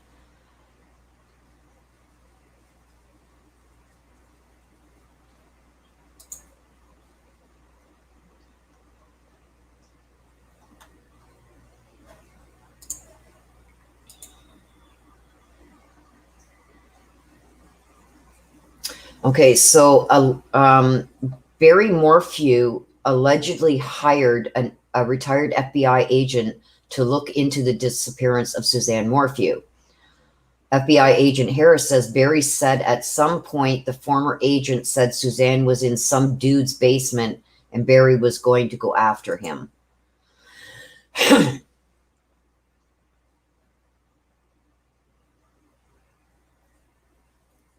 So Barry said at some point the former agent said Suzanne was in some dude's basement and Barry was going to go after him. Okay.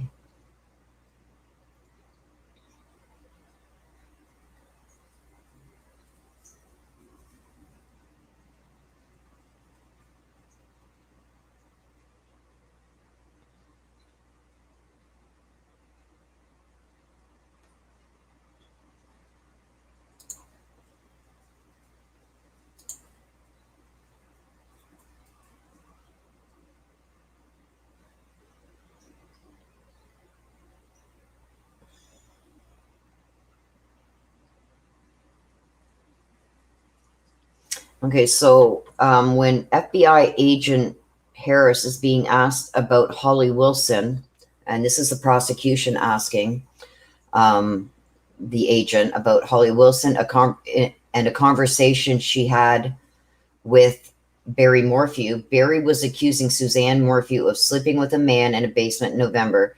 He allegedly told Holly, "If I find him, I will shoot off his balls and shove them down his throat." This text message, the next text message on May 6th, Suzanne Morphew sent Barry Morphew, reads, "I'm done. I could care less what you were up to and have been for years. We just need to figure this out civilly." Barry had deleted that, but investigators found it.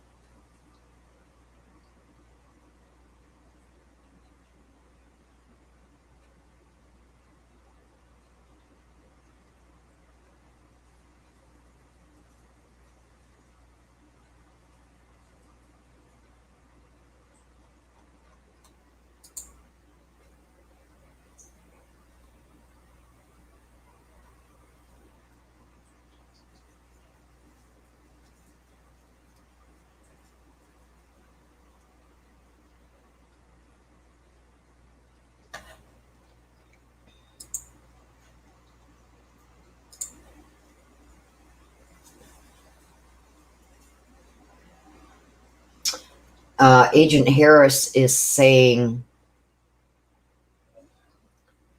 that this text message is a significant step for Suzanne Morphew. According to Sheila, her best friend Suzanne hadn't come out and said it until May 6th.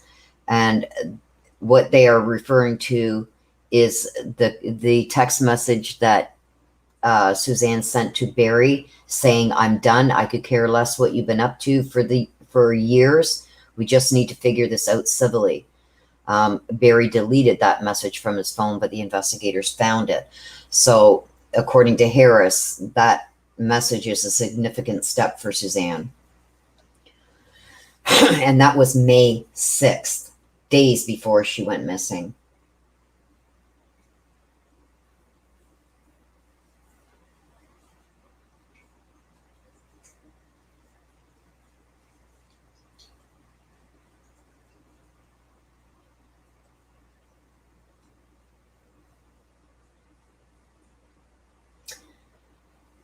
Okay, let me check out all the other. Okay, Agent Harris. Okay, whoops.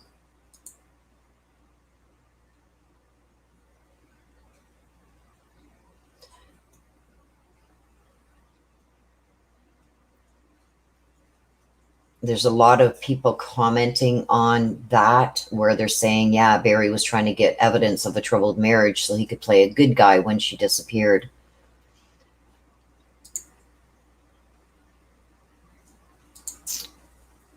So Agent Harris is asked what Jeff was doing around May 9th and 10th. He was in Michigan working on a dock, went to a hardware store to buy supplies, and checked with his credit card statement. So prosecution is making sure that there is no way in hell that this Jeff guy had anything to do with Suzanne going missing. He has an alibi. They can prove that he was working on a dock, that he went to a hardware store. There was, I guess, phone pings from his phone that all showed that he was in Michigan, and Michigan's quite a distance from Colorado.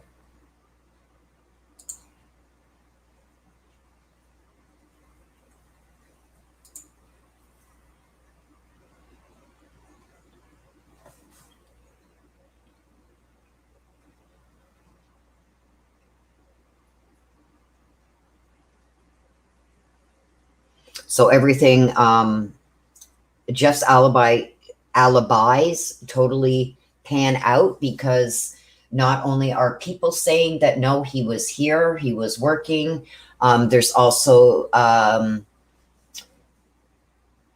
going to Menards. I'm assuming that's a hardware store. Everything has been confirmed through credit card statements. His phone was also pinging off a tower in Michigan. And also he has alibis with people saying that, no, he was there in Michigan. So this is kind of blowing the defense's theory out that there could be another suspect.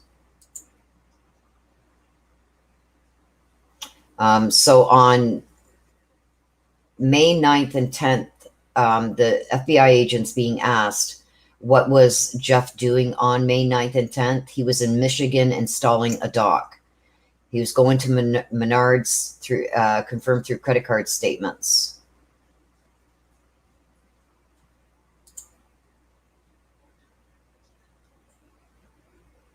Okay, let me check another one and see what they are saying about this, see if there's anything added to it.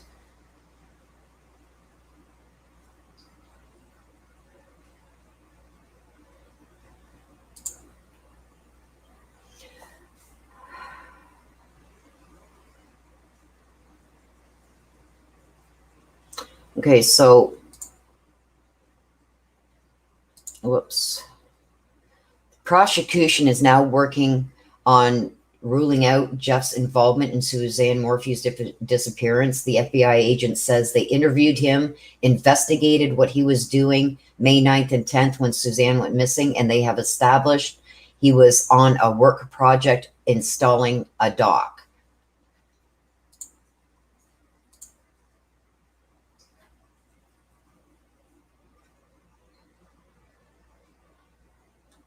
So they thoroughly investigated that.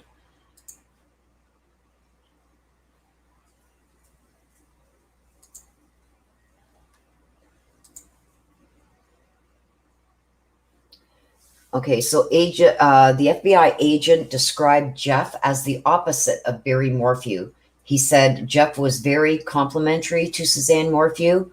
Harris said Jeff wanted to help support Suzanne get out on her own. Oh, this must be, can you imagine Barry sitting there listening to this? This FBI agent describing Jeff as the total opposite of Barry Morphew, saying that he was very complimentary to Suzanne and that Jeff wanted to help support Suzanne get out on her own. Can you imagine? Oh my God, Barry must be fuming in his seat. Well, this is what happens when you want to try to attack Suzanne's character. There you go. On May 10th, Jeff had wished Suzanne Morphew a happy Mother's Day and knew it would be a hard day because she missed her mom. Suzanne never responded. Okay, so that clears up a little bit of why these in text messages that came out yesterday when it was said that these next couple of days are going to be pretty hard days. I believe Suzanne Morphew's mother had passed away around Mother's Day. So I believe that's what they were referring to as to why the next few days were going to be hard days. So, yes. So on May 10th, Jeff had wished Suzanne a happy Mother's Day and knew it would be a hard day because she missed her mom.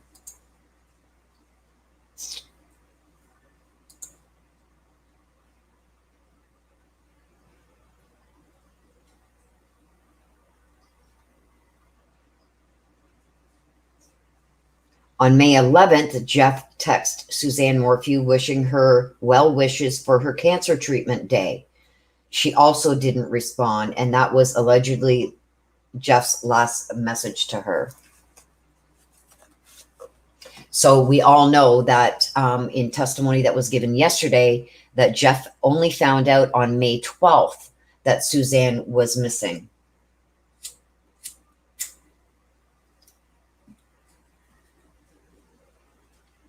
So there's more information coming out here, you guys. And did Barry see those messages that Jeff sent to Suzanne on Mother's Day?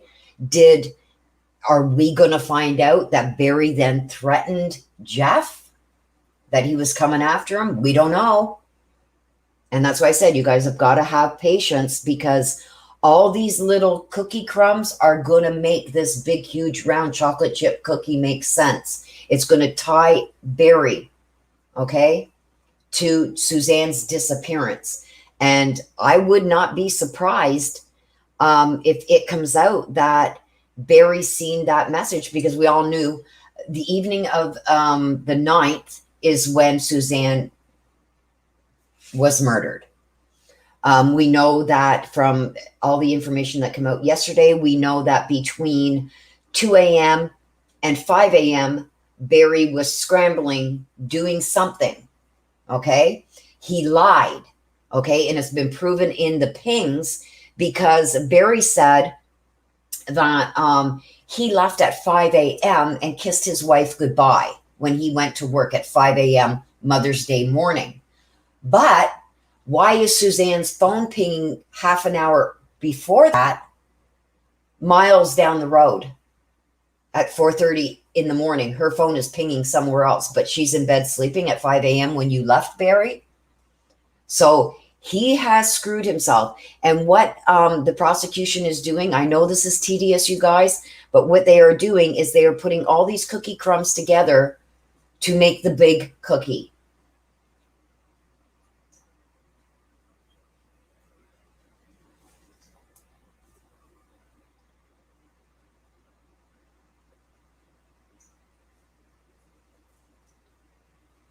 And guys, we don't know when he disposed of Suzanne's phone, or where he disposed of it, or when, or anything. So he could have held on to that phone and maybe took out the chip that's in it, or took out the battery and only put it in, you know, I don't know. Did he take out the memory chip of it so he could look it up somewhere else to see what was on there? We don't know. We know he's had some friends in very high places doing some dirty work for him, so we don't know.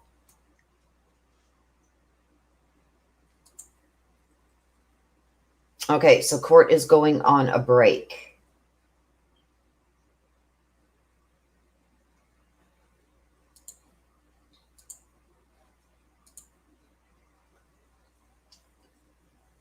Okay, so LinkedIn messages on Mother's Day, May 10th and May 11th from Jeff. He thought it was weird she didn't answer, since she would be with family on Mother's Day. Oh, he didn't think it was weird that she didn't answer, because he thought she would be with her family on Mother's Day. He wished her good luck on her cancer treatment on May 11th, but Suzanne never responded. Suzanne thought Barry was simple and not stimulating in conversation.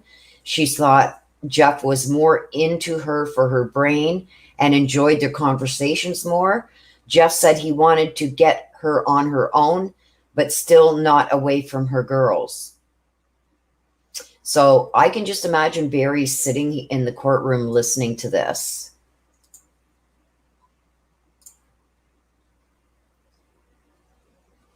Okay, so as they're heading for a 10-minute break.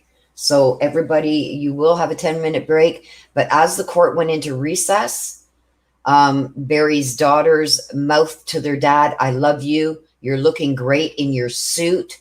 One says a hugging motion to him. Barry is in a suit with a tie and is wearing cowboy boots.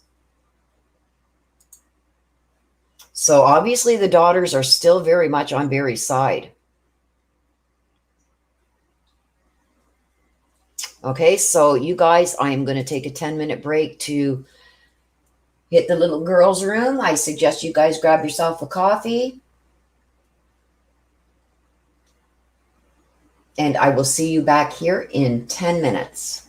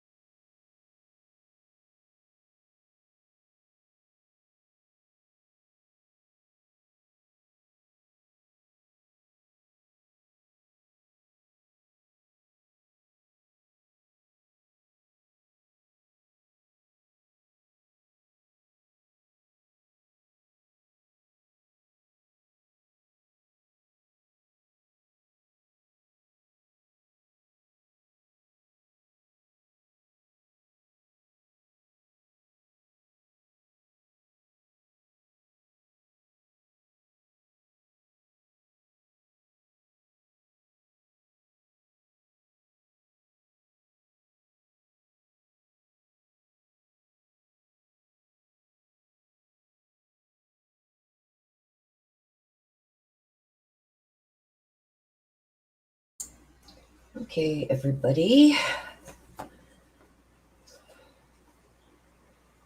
Let me just check here. Yes, the break is over. Just let me get seated here again properly. You're not going to miss anything.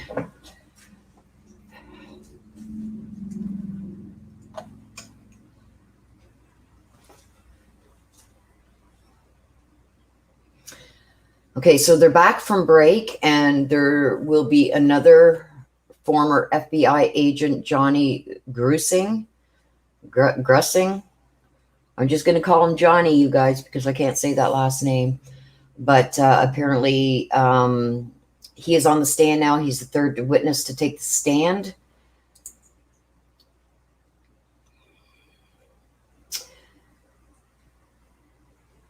He worked in the Denver office since September 1996. He has terrorism matter experience as well as violent crime matters until his retirements. He just only retired 2 weeks ago. Johnny Grussing has worked a lot of no-body homicide cases. The Chaffee County Sheriff's Office asked him to interview Barry Morphew because of his behavioral analyst experience. The agent did investigate Barry Morphew's cell phone. He analyzed it, and the agent was asked to find out where Barry was on May 9th and 10th.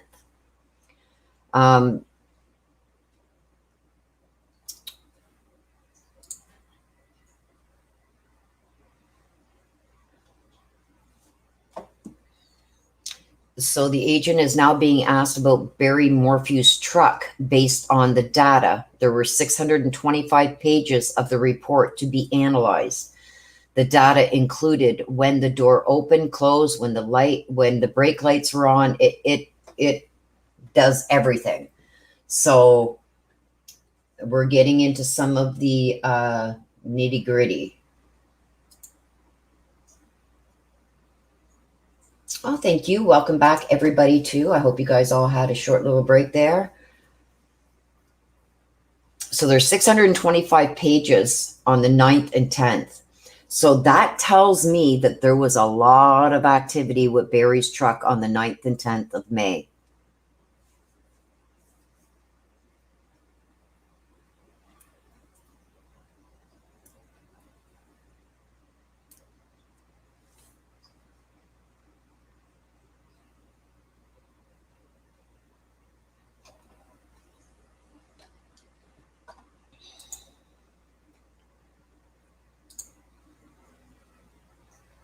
Wow, 625 pages.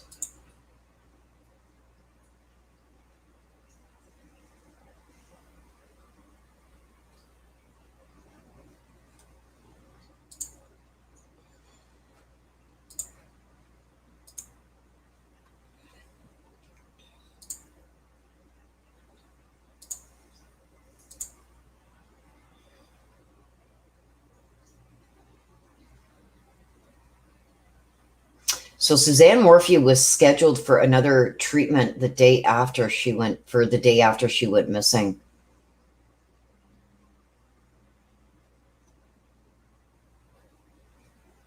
Wow.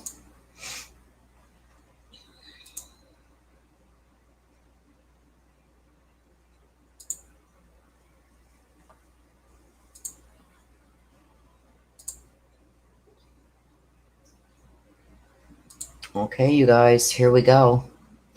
The telematics of his truck on May 9th, okay? The telematics of his truck and phone were correlated with what Barry Morphew was saying. He went to Trail Wind's property around 11, then went home at around 11:30 a.m. to eat veggie soup with Suzanne. So May 9th at 11 and 11:30, so sometime in the morning of May 9th, he went to Tailwind's property.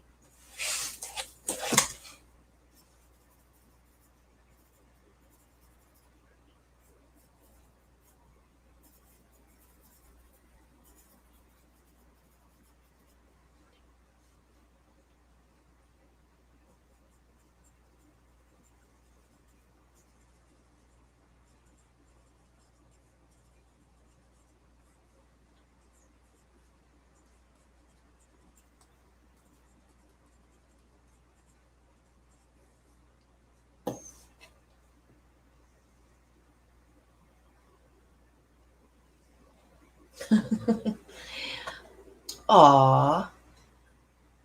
There, Pop Rocks. Aw, you're so sweet. Yes, we're going to, Rowan, YouTube, we are getting the data coming out now. So Scorpio Soul says, now I don't know, this is not verified, but apparently Trail Winds Property is a management company.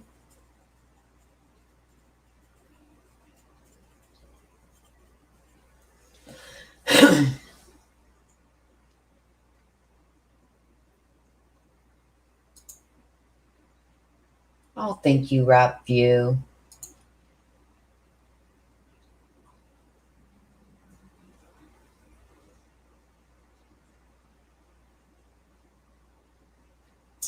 Yeah, we don't know, Becky, what's going to go on with that, but let's see what this truck stuff is going to show.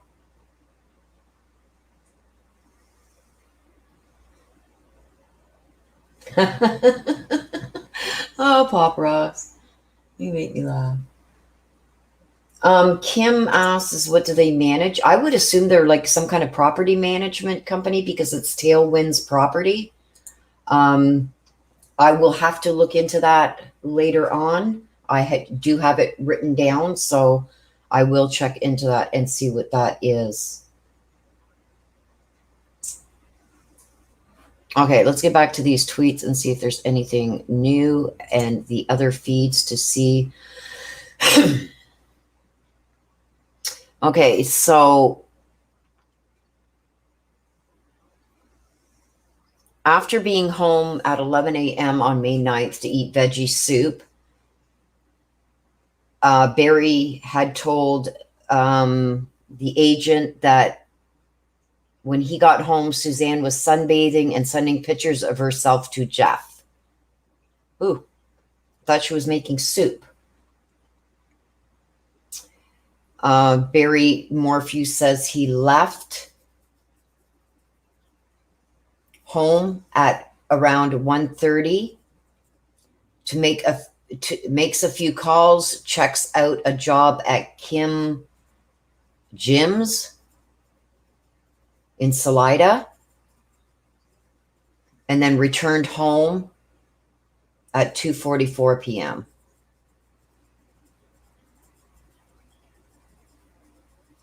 And that time right there, 2:44 p.m., was, I believe, right around the time that Jeff said that was the last message that Suzanne sent him. I believe it was around 2:11 or 2:12 p.m. on the 9th.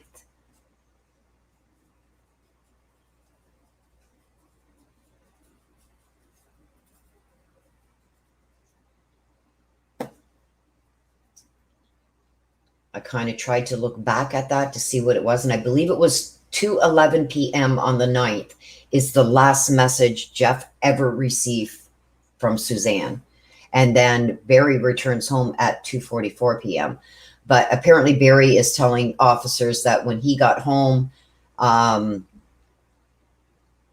11, she was sunbathing and sending pictures of herself to Jeff. Oh, actually, that was at 2:44 p.m. when he returned home. He said Suzanne was sending, was sunbathing and sending pictures of herself to Jeff.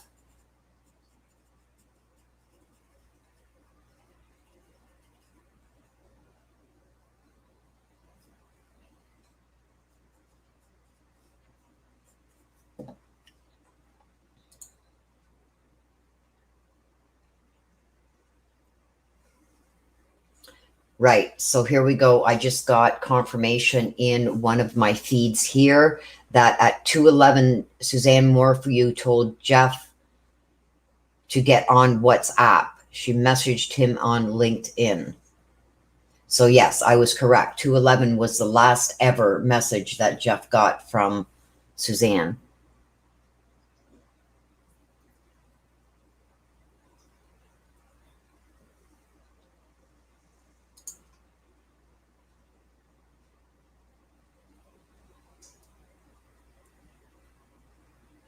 So they're showing Exhibit 59. A picture of Suzanne Morphew sunbathing is shown in the courtroom.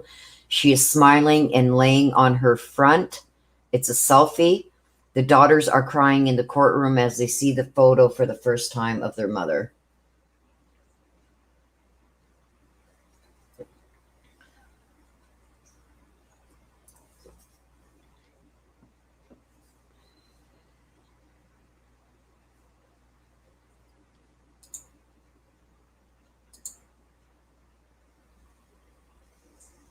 Wow. So I'm not sure if this is a picture that that law enforcement had got from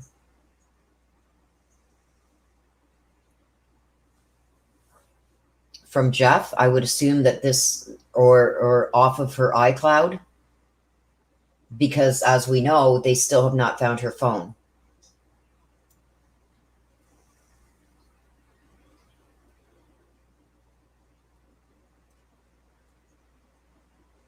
Yes, Shannon, I agree. I have said it right from the beginning that this did not happen on Mother's Day. It happened on the 9th. That's what I was given during all of my reads that I have done on her, that it happened on the 9th.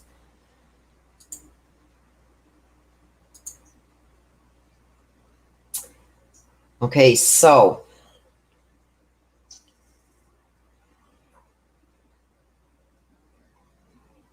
Barry Morphew's phone data tells the agent that he is moving around the Morphew home.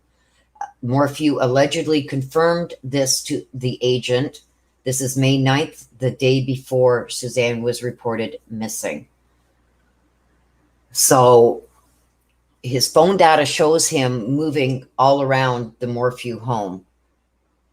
And apparently Barry Morphew confirmed that that was true. So that's on May 9th.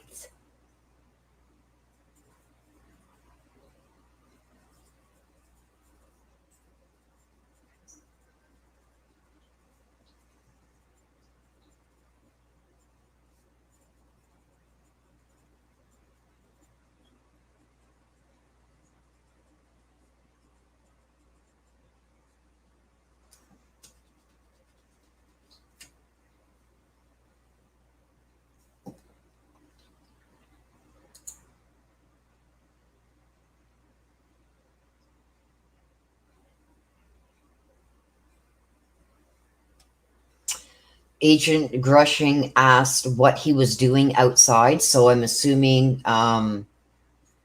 that the phone data showed that he was all around the house outside.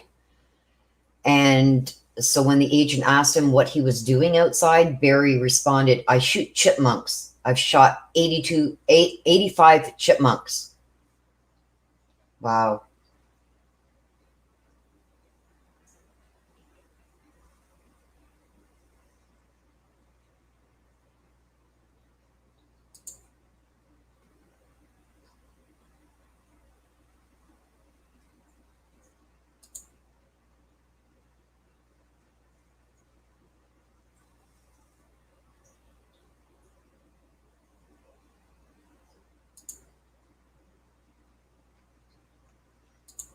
Okay, let me check some other.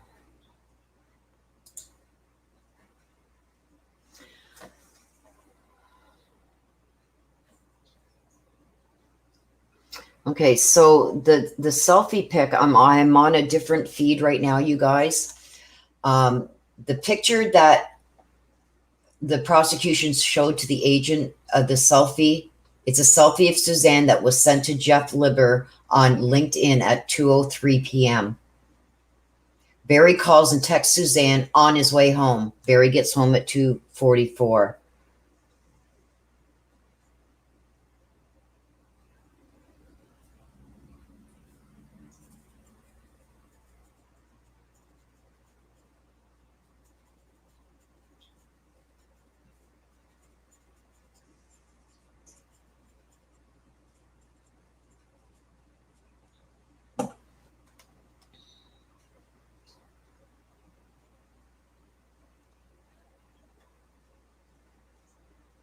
Okay, let me just check another.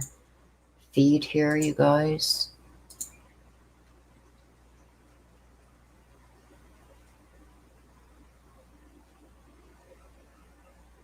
Okay, so in another feed, it's saying the agent says that the same on May 9th, Barry Morphew's phone was tracked roaming the outside of the Morphew residence. He asked why he was roaming around, and that's when Barry made the comment that he was looking for chipmunks to shoot.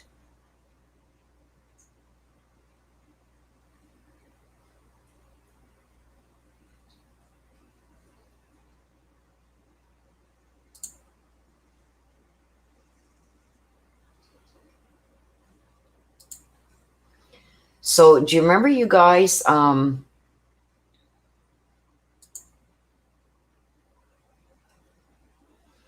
had said that I believe that he somehow stopped the water in that creek. I don't know if there was a lot of water there or whatever, made maybe like a little dam, dug a hole. This was in the afternoon. Whip, poor Will. This was May 9th in the later afternoon, like between 2, 3, I would believe, in the afternoon, 2 to 4 area in the afternoon.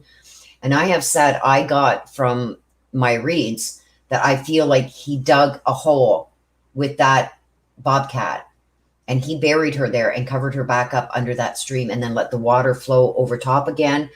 Everybody knows that dogs lose a track once they hit water. I believe that she is under that creek bed somewhere on that property.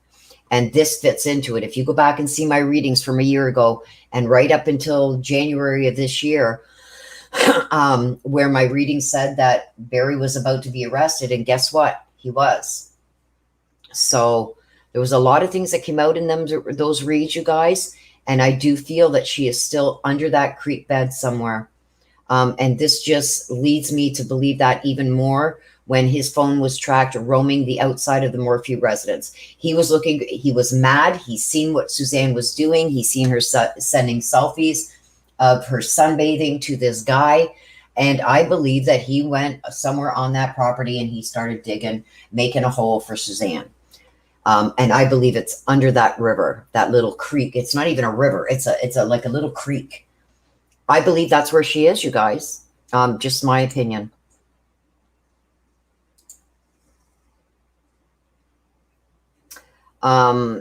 He says this was from 2:44 to 2:47. The agent says at 2:47, the phone goes into airplane mode.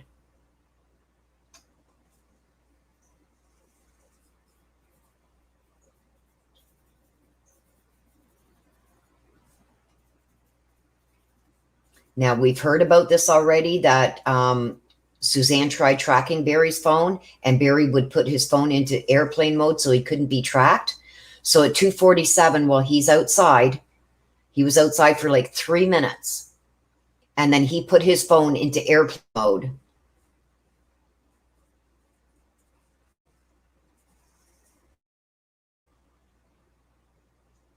At 5:30 p.m., Barry's truck had a system reboot.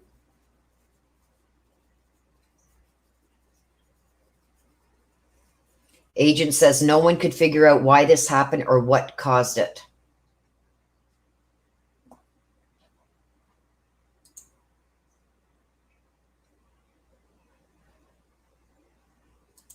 I would say taking out the battery. And don't forget, Barry Morphew's phone goes into airplane mode at 2:47 p.m. and does not come back out of airplane mode until around 10 p.m. that night.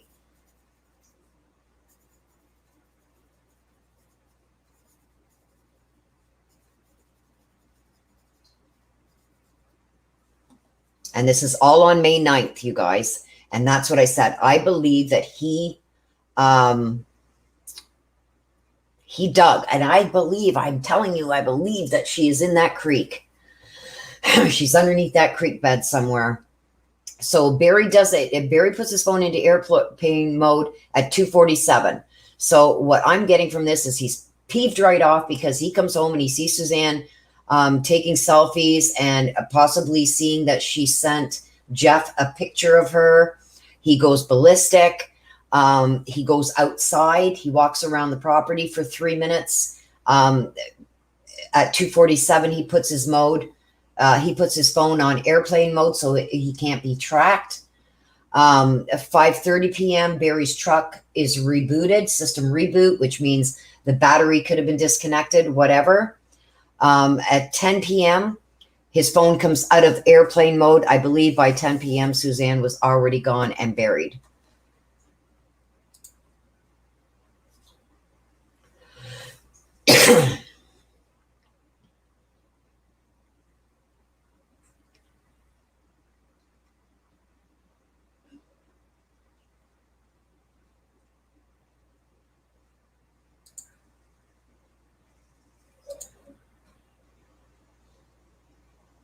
Okay, so we're going into May 10th now. The agent says during the time of the next morning, Barry Morphew's phone was moving between Highway 225 and 50, which is close to where Suzanne Morphew's bike was found. Suzanne's phone was last pinged around 4:22 on May 10th. That's in the morning, so that would have been very late the following night into the morning at 4:22 a.m. on May 10th in an area that had hard to reach signal.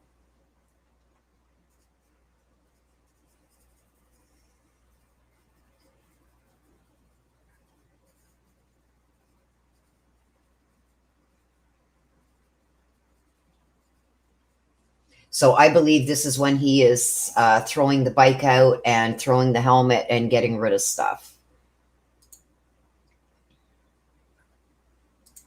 I actually hit on a good thread right here, you guys. It's giving a lot of information. Let's see what some of the other ones are saying, if they're giving a little bit more. Oh, here we go. We've got a lot more here, you guys. Okay.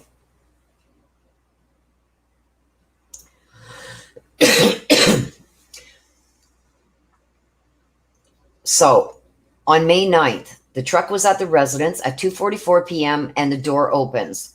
Phone moves around the house in a pattern according to coordinates. Barry confirms the movement of cell phone around exterior of house from 2:44 to 2:47. Barry says, I was looking for chip mix to shoot. He was using a 22. Okay. At 2:47, his phone goes into airplane mode. Suzanne got messages after 2:47, but she did not respond. No movement of truck until 4:44 p.m.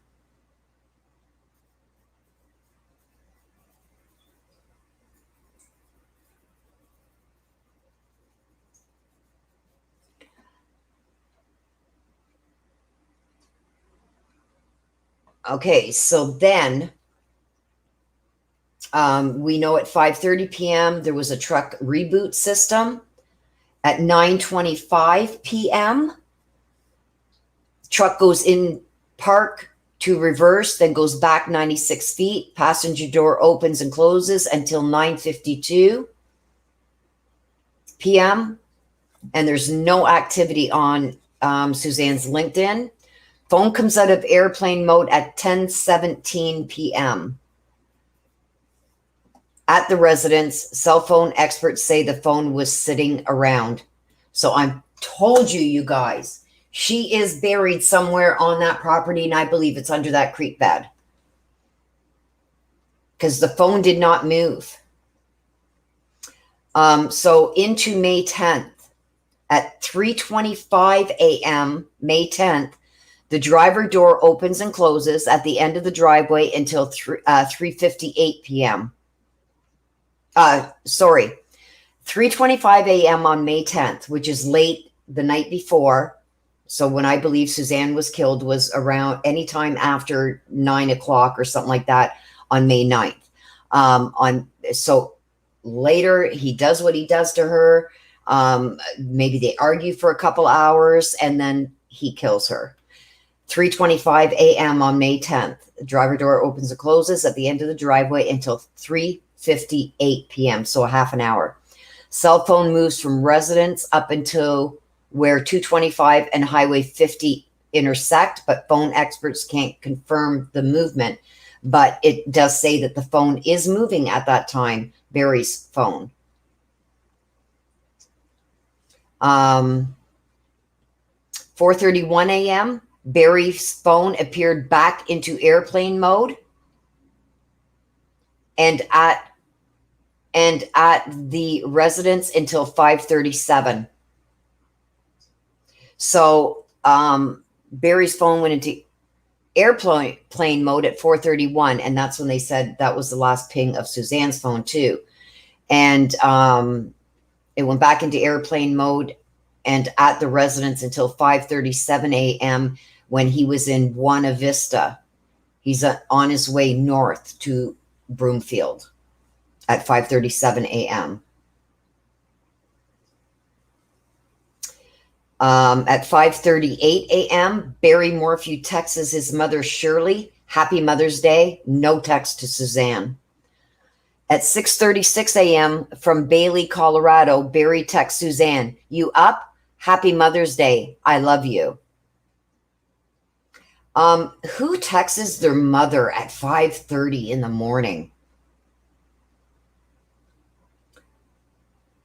That sounds really weird, you guys.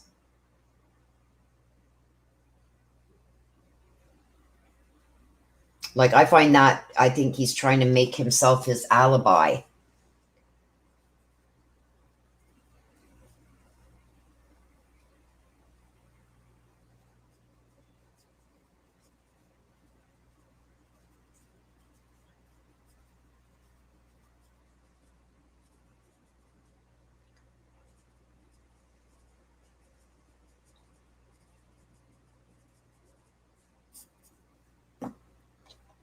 So I find that really weird.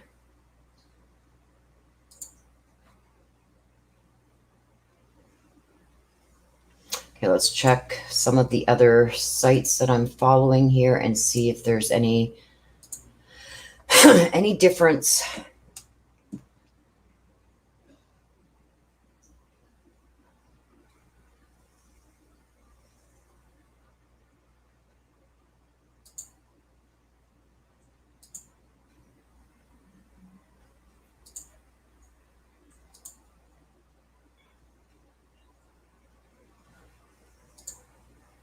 I'm just checking everybody else's comments that they're putting out from the courtroom to see if there's any more information that I can give you guys.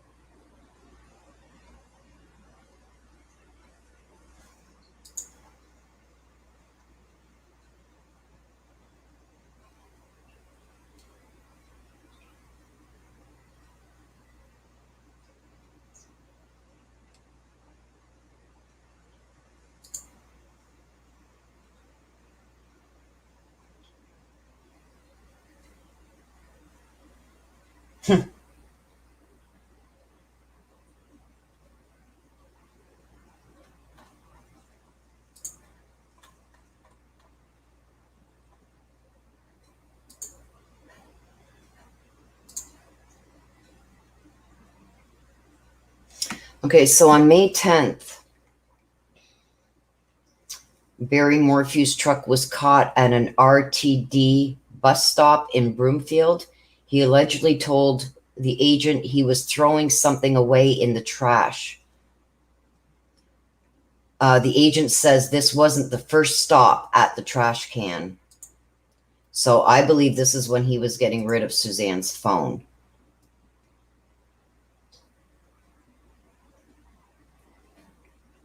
Let's go back to some of the other ones and see what I can get from there. Okay, so at 8:10,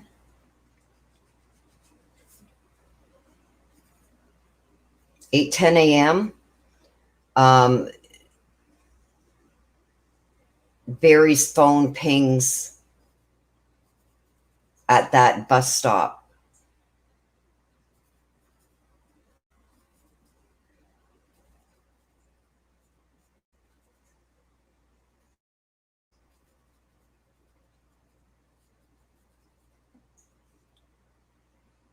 The driver and passenger doors open. There's a trash bin at this site. Barry said he did throw something out, but not sure what he threw out. He stopped for a minute and a half. This is trash run number 1. And both doors opened. So I believe that he got out of the truck and he opened the other door to throw whatever out.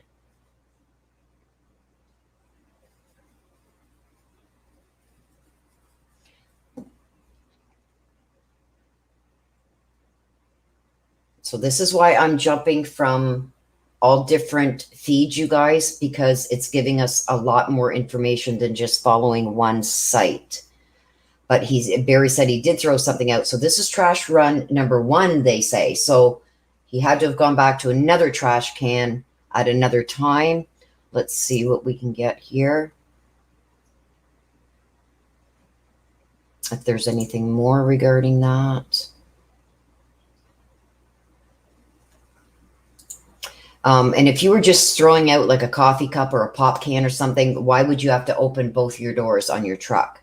But the information off the truck is showing that both front doors of that truck were opened, and he was there for a minute and 30 seconds. It doesn't take a minute and 30 seconds to throw stuff out unless you're disposing of multiple things.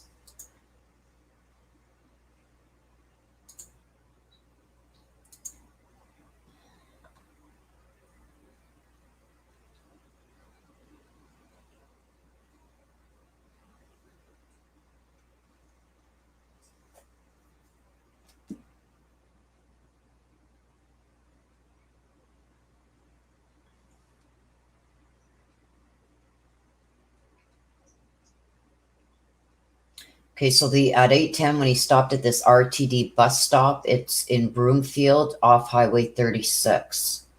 That was at 8:10.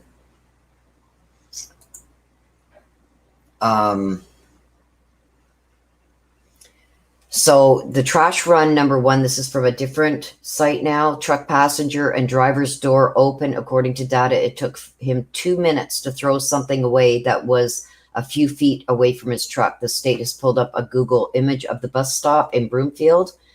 When Barry Morphew allegedly arrived at the Holiday Inn Express in Broomfield, he parked on the south side. Doors open and close again. He opened, someone would come in and out so he could get a free breakfast at the hotel. Another Google image is being shown where Barry Morphew parked. Attorney Nielsen is asking for a copy of the image. The state said that the image is in the discovery, so the judge's secretary is running off to make a copy. And people are commenting that now we know why the prosecutor is so confident.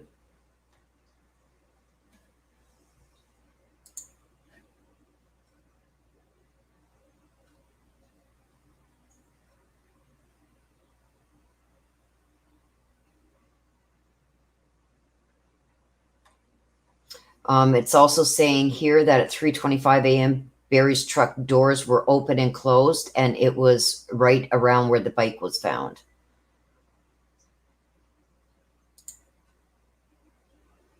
Okay, I got to turn a page here. Trash run number 2.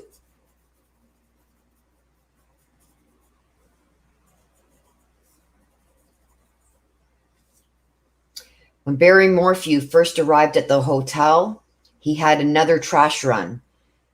Barry said he did, but didn't remember what he threw away. There is no video to be collected on the south side of the hotel.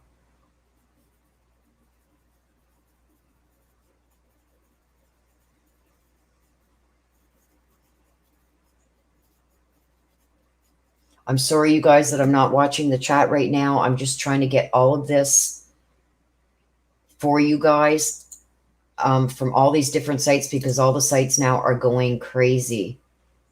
Okay, so 8:25 a.m. Barry walks into the hotel and went into his room around 8:38.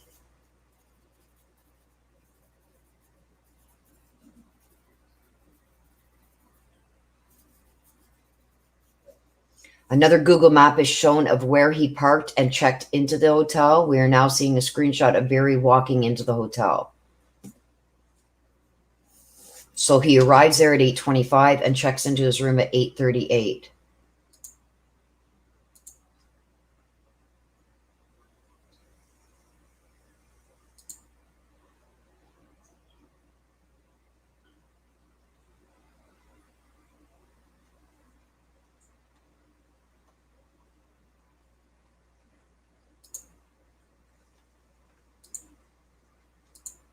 Okay, I'm going to take off to another site here, you guys, and see what else we can get, if I can get some more information regarding what's going on.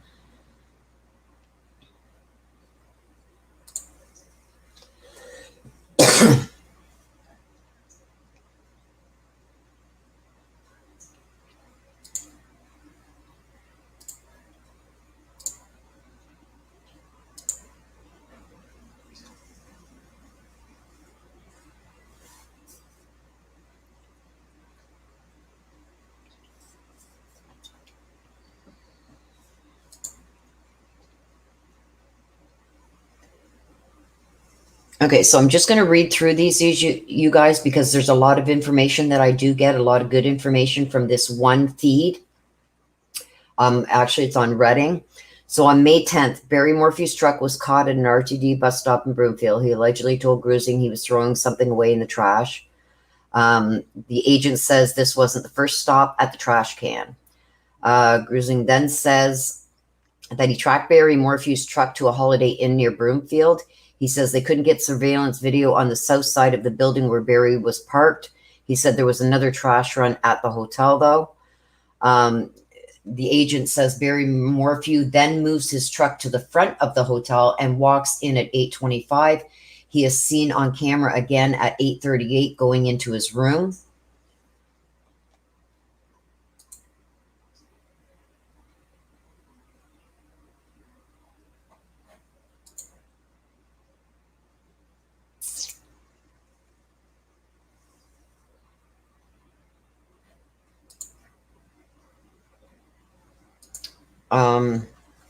The agent says he then tracked Barry's truck to a Holiday Inn. Okay, I just read this. Okay, so surveillance. Okay, here we go. Surveillance shows Barry Morphew carrying multiple items to his hotel room. It appears from the photo that he has a grocery bag, several pieces of clothing, and hiking boots.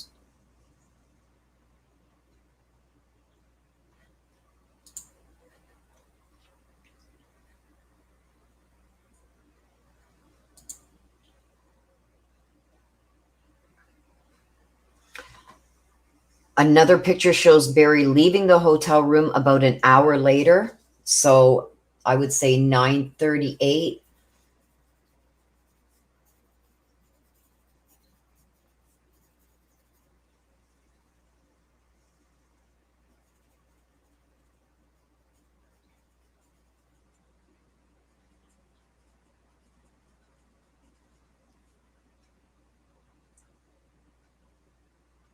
Okay, so in the other picture that is now up on the board, it shows Barry leaving the hotel room about an hour later.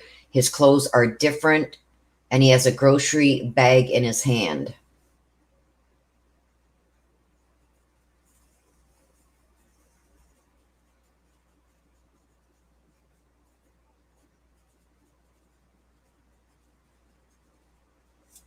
So why would he need to change his clothes?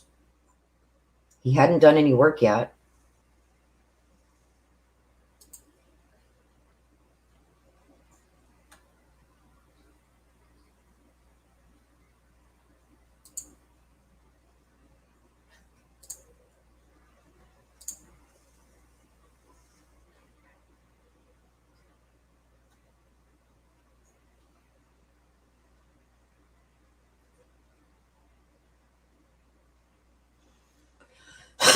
I'm just checking all the feeds here, you guys, because I'm getting more and more information by doing it this way.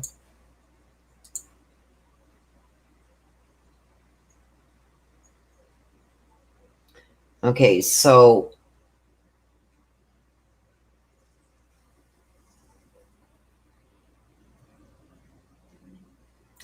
from another feed, I'm getting Barry Morphew said that there were holes in the boots, but the laces were good. So he wanted to take them to the room and remove the laces and then trash the boots.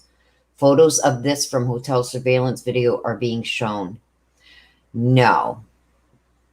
You wanted to get rid of everything that you had on, and you used bleach to clean yourself down. That's what I believe I said. I think I said this yesterday. I think he cleaned himself down with bleach, knowing that bleach gets rid of blood, and then disposed of all those, the clothes and everything.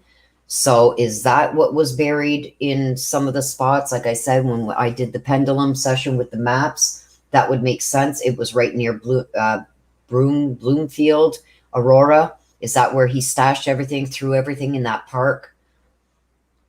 It is now saying that Barry Morphew had stayed in the room for about an hour.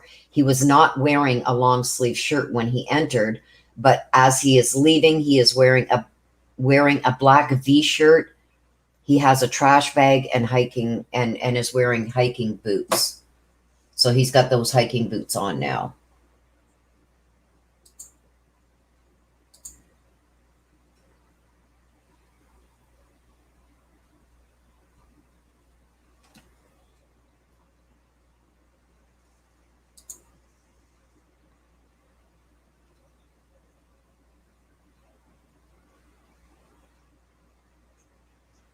Okay, so this person is saying he had hiking boots, a teal, like a greenish covered piece of clothing, a darker black piece of clothing, and a light blue bag. At 8:41 a.m., Barry Morphew had text Suzanne, "I have made it to Broomfield."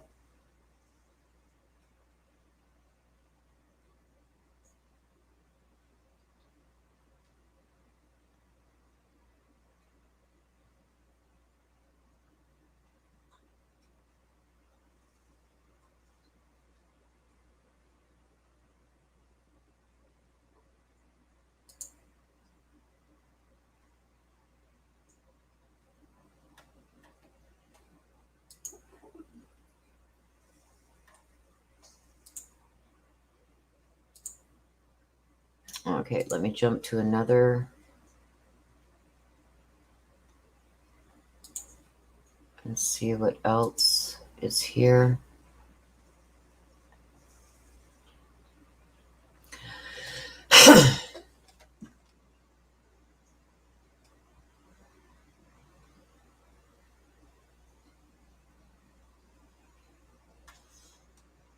Okay, so this site too is saying that at 8:41 a.m. About the text to Suzanne.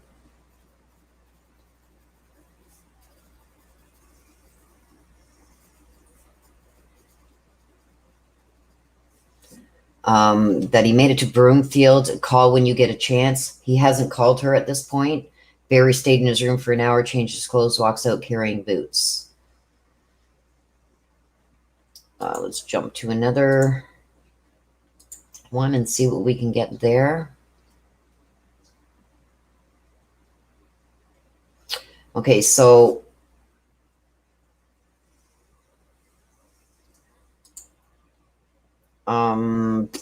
we got here that, yes, there's another picture that shows Barry leaving the hotel room about an hour later. His clothes are different, and he has a different grocery bag in his hand. From here, the FBI agent says Barry drives by the work site he is supposed to be working at in Broomfield. He then goes to a McDonald's in Broomfield. He is caught throwing more things in a trash can. This is trash run 3.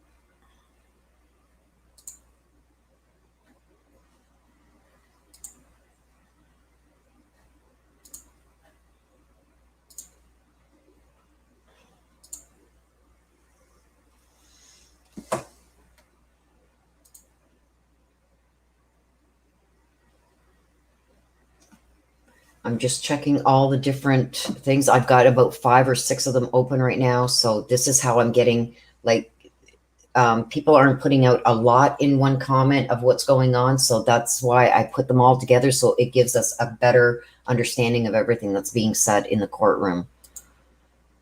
It's tedious, but I will do it. But I'm sorry if I'm not seeing the comments right now.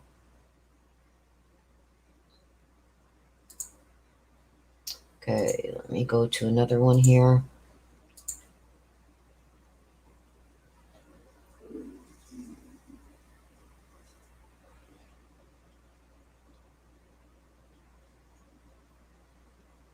Okay, see, and this is why I jump around to the different sites, because Barry also, once he leaves his motel room at 9:38,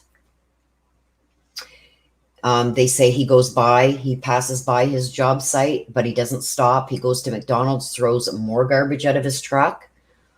I guess he was asked what he threw away and he couldn't remember.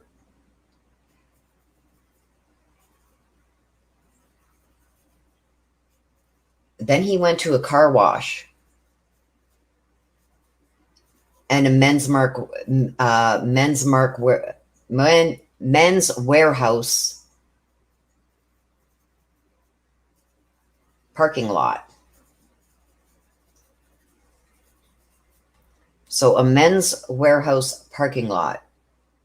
So now we know once he leaves that motel, he passes a job site, he goes to McDonald's, throws out more garbage, he goes to a car wash, and he goes to a men's warehouse parking lot. That doesn't sound to me like somebody who is going to a job. And he has clean clothes on now too. So trash run number 3 at 9:12 a.m.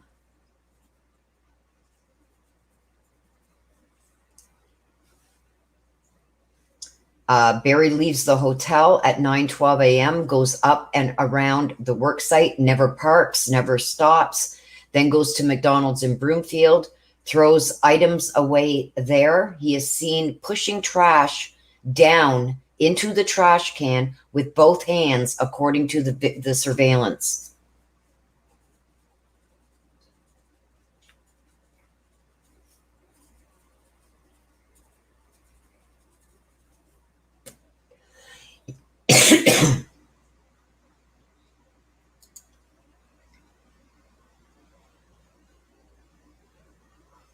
Yeah, and he was asked what he was throwing away. Why did you have to push down, you know?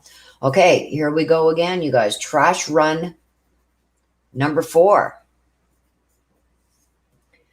He spent most of the time at this trash run at Men's Warehouse, 40 minutes. His truck data opened and closed. This is in Broomfield. I'm sorry for the coffee, guys.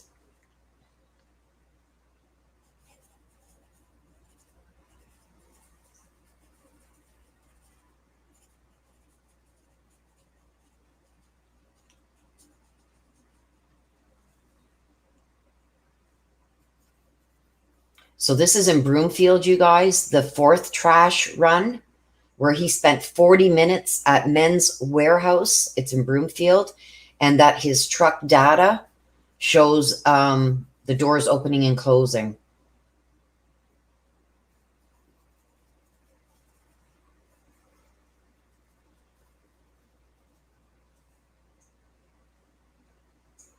It doesn't give me a time yet.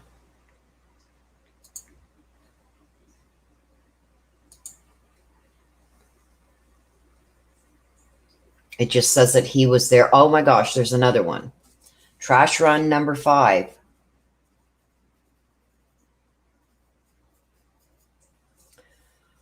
FBI has video of Barry Morphew mentioned to investigators he had thrown away tranquilizer material. This is the only thing he would say that he threw away. I don't know where trash run number 5 is.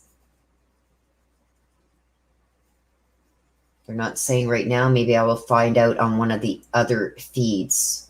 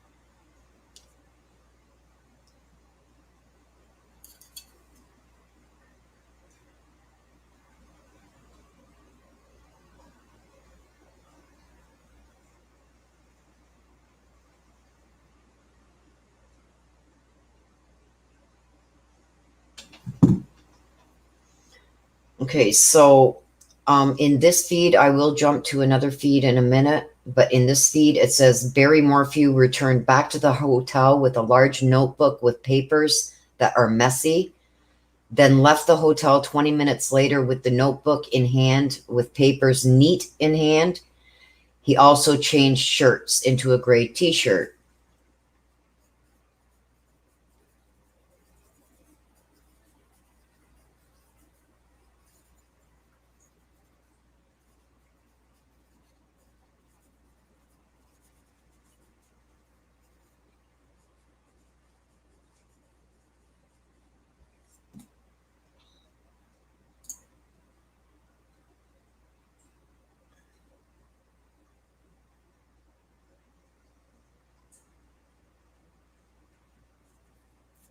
Okay, so let me jump to another.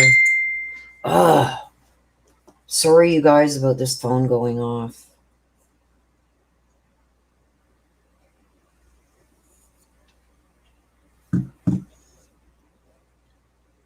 Okay, let me jump to another page now here, you guys.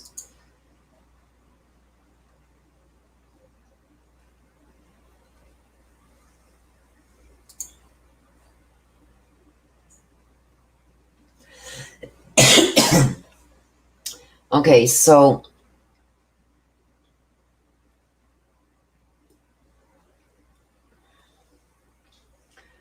the agent then says Barry Morphew went to a car wash to clean his windshield, then to the parking lot of Men's Warehouse. There was another stop at what they believe was a dumpster. He spent 40 minutes there. And the agent said that the doors of his truck closed,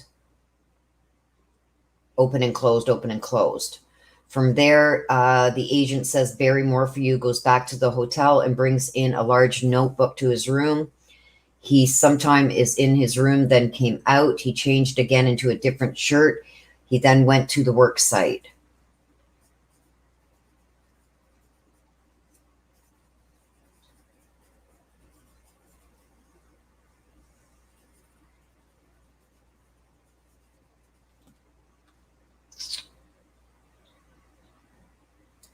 Let me just see if there's...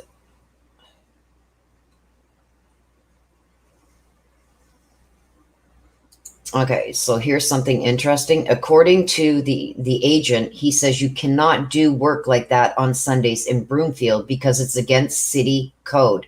It looks like he spent about 15 to 20 minutes at the work site. And it looks like, yeah, he spent about 15 to 20 minutes there and then called his daughter Mallory.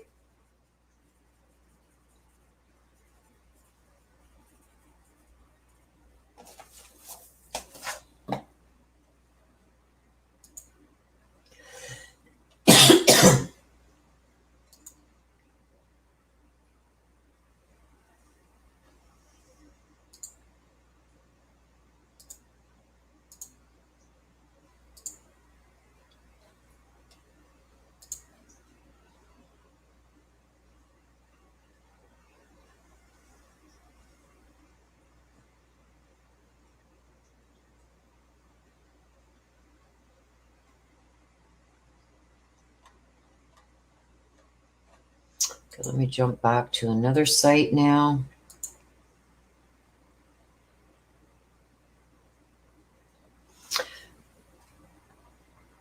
Okay, so the agent mentions that Barry Morphew, as well as Garrett Construction Company, knew that they could not work on Sunday in the city of Broomfield. So Barry knew that he could not work there on Sunday. At 12:06 p.m.,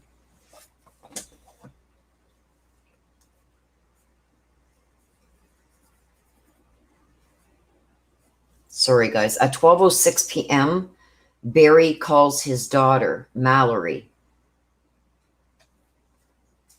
And then at 3:30 p.m., he texts Suzanne to call him.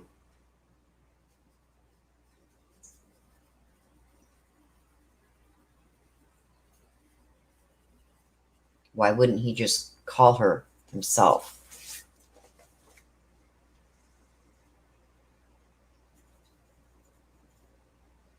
So the next info is not until 5:15 p.m.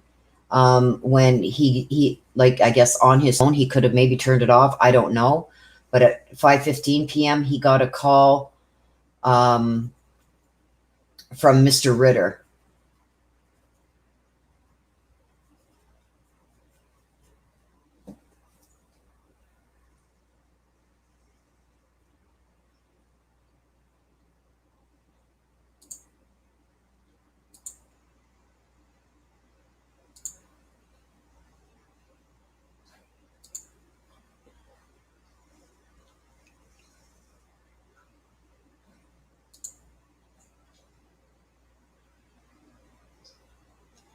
Okay, so at 12:27 p.m.,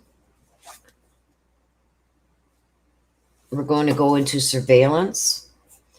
At 12:27 p.m., this is still on May 10th, Barry is seen on hotel surveillance moving 2 garbage bags to a dumpster, throwing away a bag that you can see camo coat and a tree container.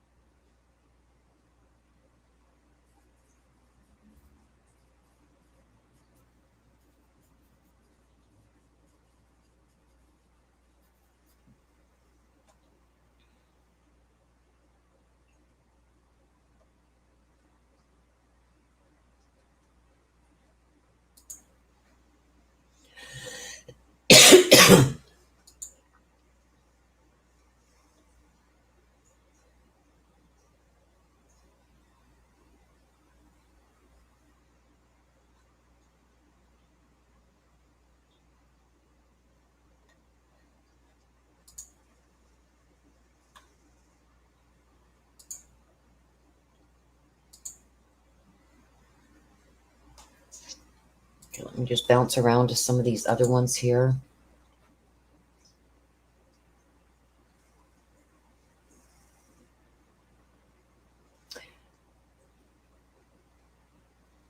Okay, so again, talking about when Barry was at at the men's warehouse parking lot, that he spent 40 minutes there. This person that's in the courtroom is saying passenger and driver's doors open and close multiple times with breaks in between, but there was no surveillance cameras where that happened.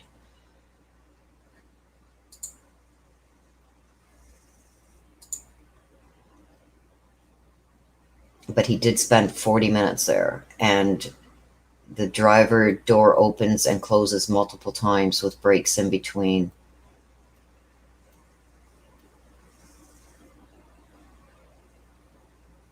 Okay, I'm going to jump to another site.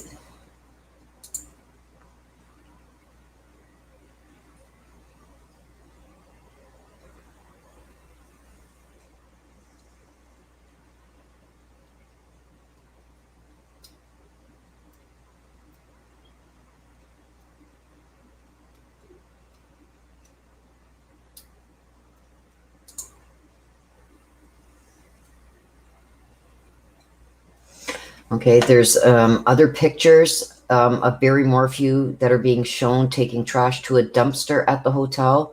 There are no cars parked next to the dumpster, but Barry is carrying the items across the lot to put into the dumpster.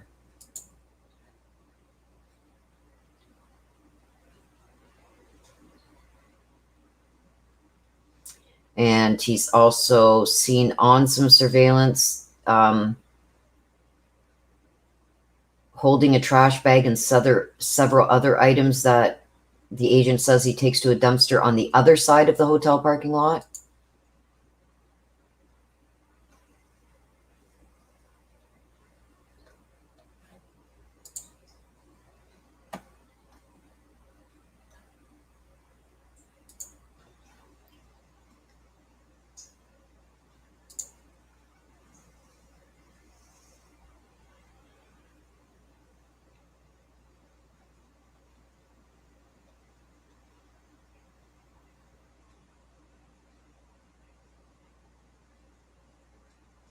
So they're showing you Exhibit 50 now. It shows a different angle of a surveillance camera showing Barry Morphew carrying the items to the dumpster. There's 2 large bags. He's seen walking with his hands in his pockets with his head down as he walks away from the dumpster.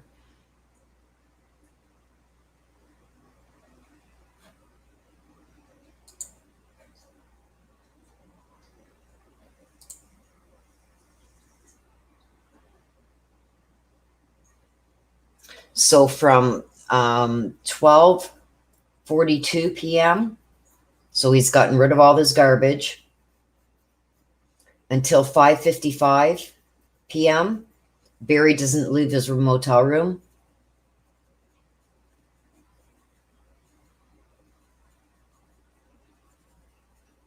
He's probably sleeping, right? Because he's tired from all the work that he's done from the night before. This doesn't match the statements he gave investigators early in May. He claimed he had been working at the wall. So, boom.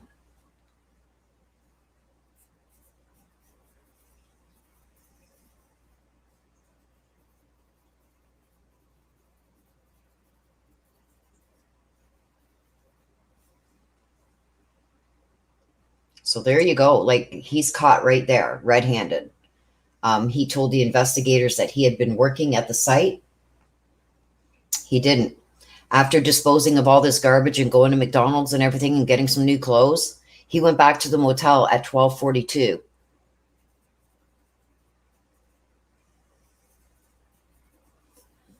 And stayed there until 5:55 p.m., almost 6 p.m.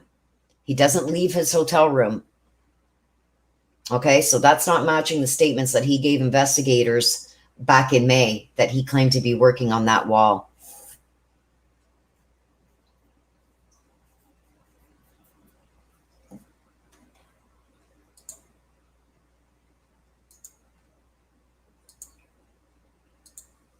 Okay, let me go to another thing here and see if I can't get something more.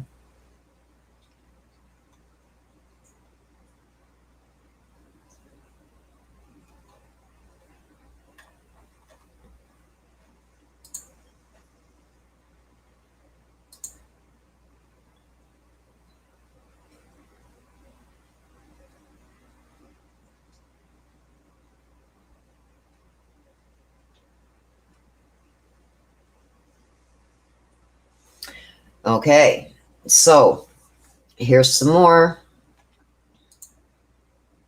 Barry's getting caught in all his lies.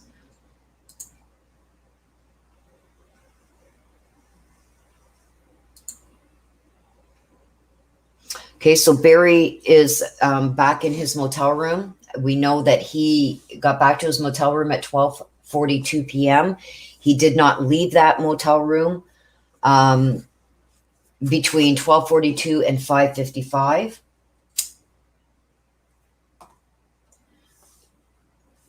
So I believe he slept during that time, which does not coincide with what he told investigators, that he was working on this wall. And it says FBI agent says that this conflicts with statements Barry told agents because they have him on video in the hotel. He did not leave his room between 12:42 when he arrived back to his room after throwing out all the trash and 5:55. He did not leave that motel room, but he told investigators that he was working that afternoon. Okay. So then it goes on to say that the agent says after several interviews with Barry, his statements continued to change about where he was and when he got the call about Suzanne being missing.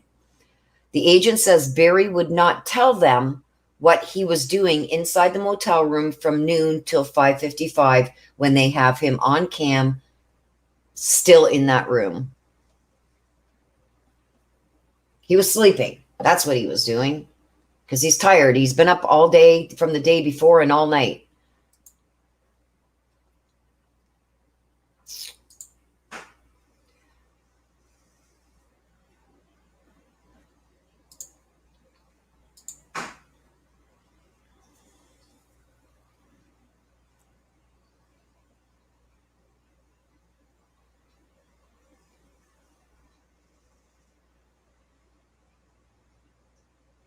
Okay, so Barry Morphew goes back to his room and got a call from neighbor about Suzanne Morphew missing.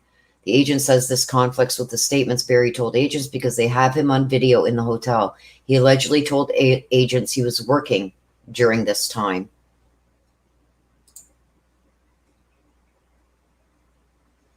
The agent has said that Barry's statements continued to change about where he was when he got the call about Suzanne.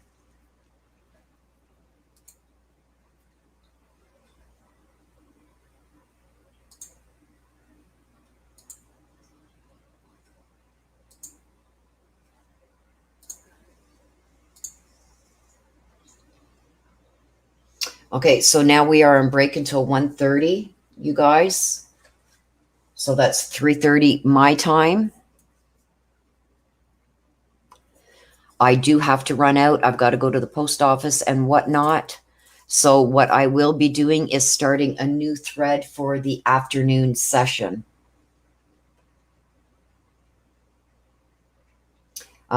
Just one last tweet here that just came in. After 6 p.m., Barry takes multiple trips in and out of the hotel entrance, bringing in tools, asked the front desk person if it would be okay to leave them for his workers who were coming later. They were hand tools. And the agent is saying this story changed according to the agent. In early May, he said he worked at the job site, and in April amended his statement to say he was watching Fox News. Okay, so they are now on break. I'm going to end this session. This is the morning session. I will be back with an afternoon session. There will be a new feed up for that, so please watch for that. I will be setting that up before I go out. I have to run to the post office. Where's the 85 chipmunks? Yeah, right. I will set up the next feed before I leave, so you guys will be able to set a reminder for it, and that will start up about 3:15. Okay, so you guys are all very welcome. Thank you for being here and watching this. I'm going to go now and set up the afternoon feed for you guys so you can set a reminder for it. Okay, I will see you guys at 3:15.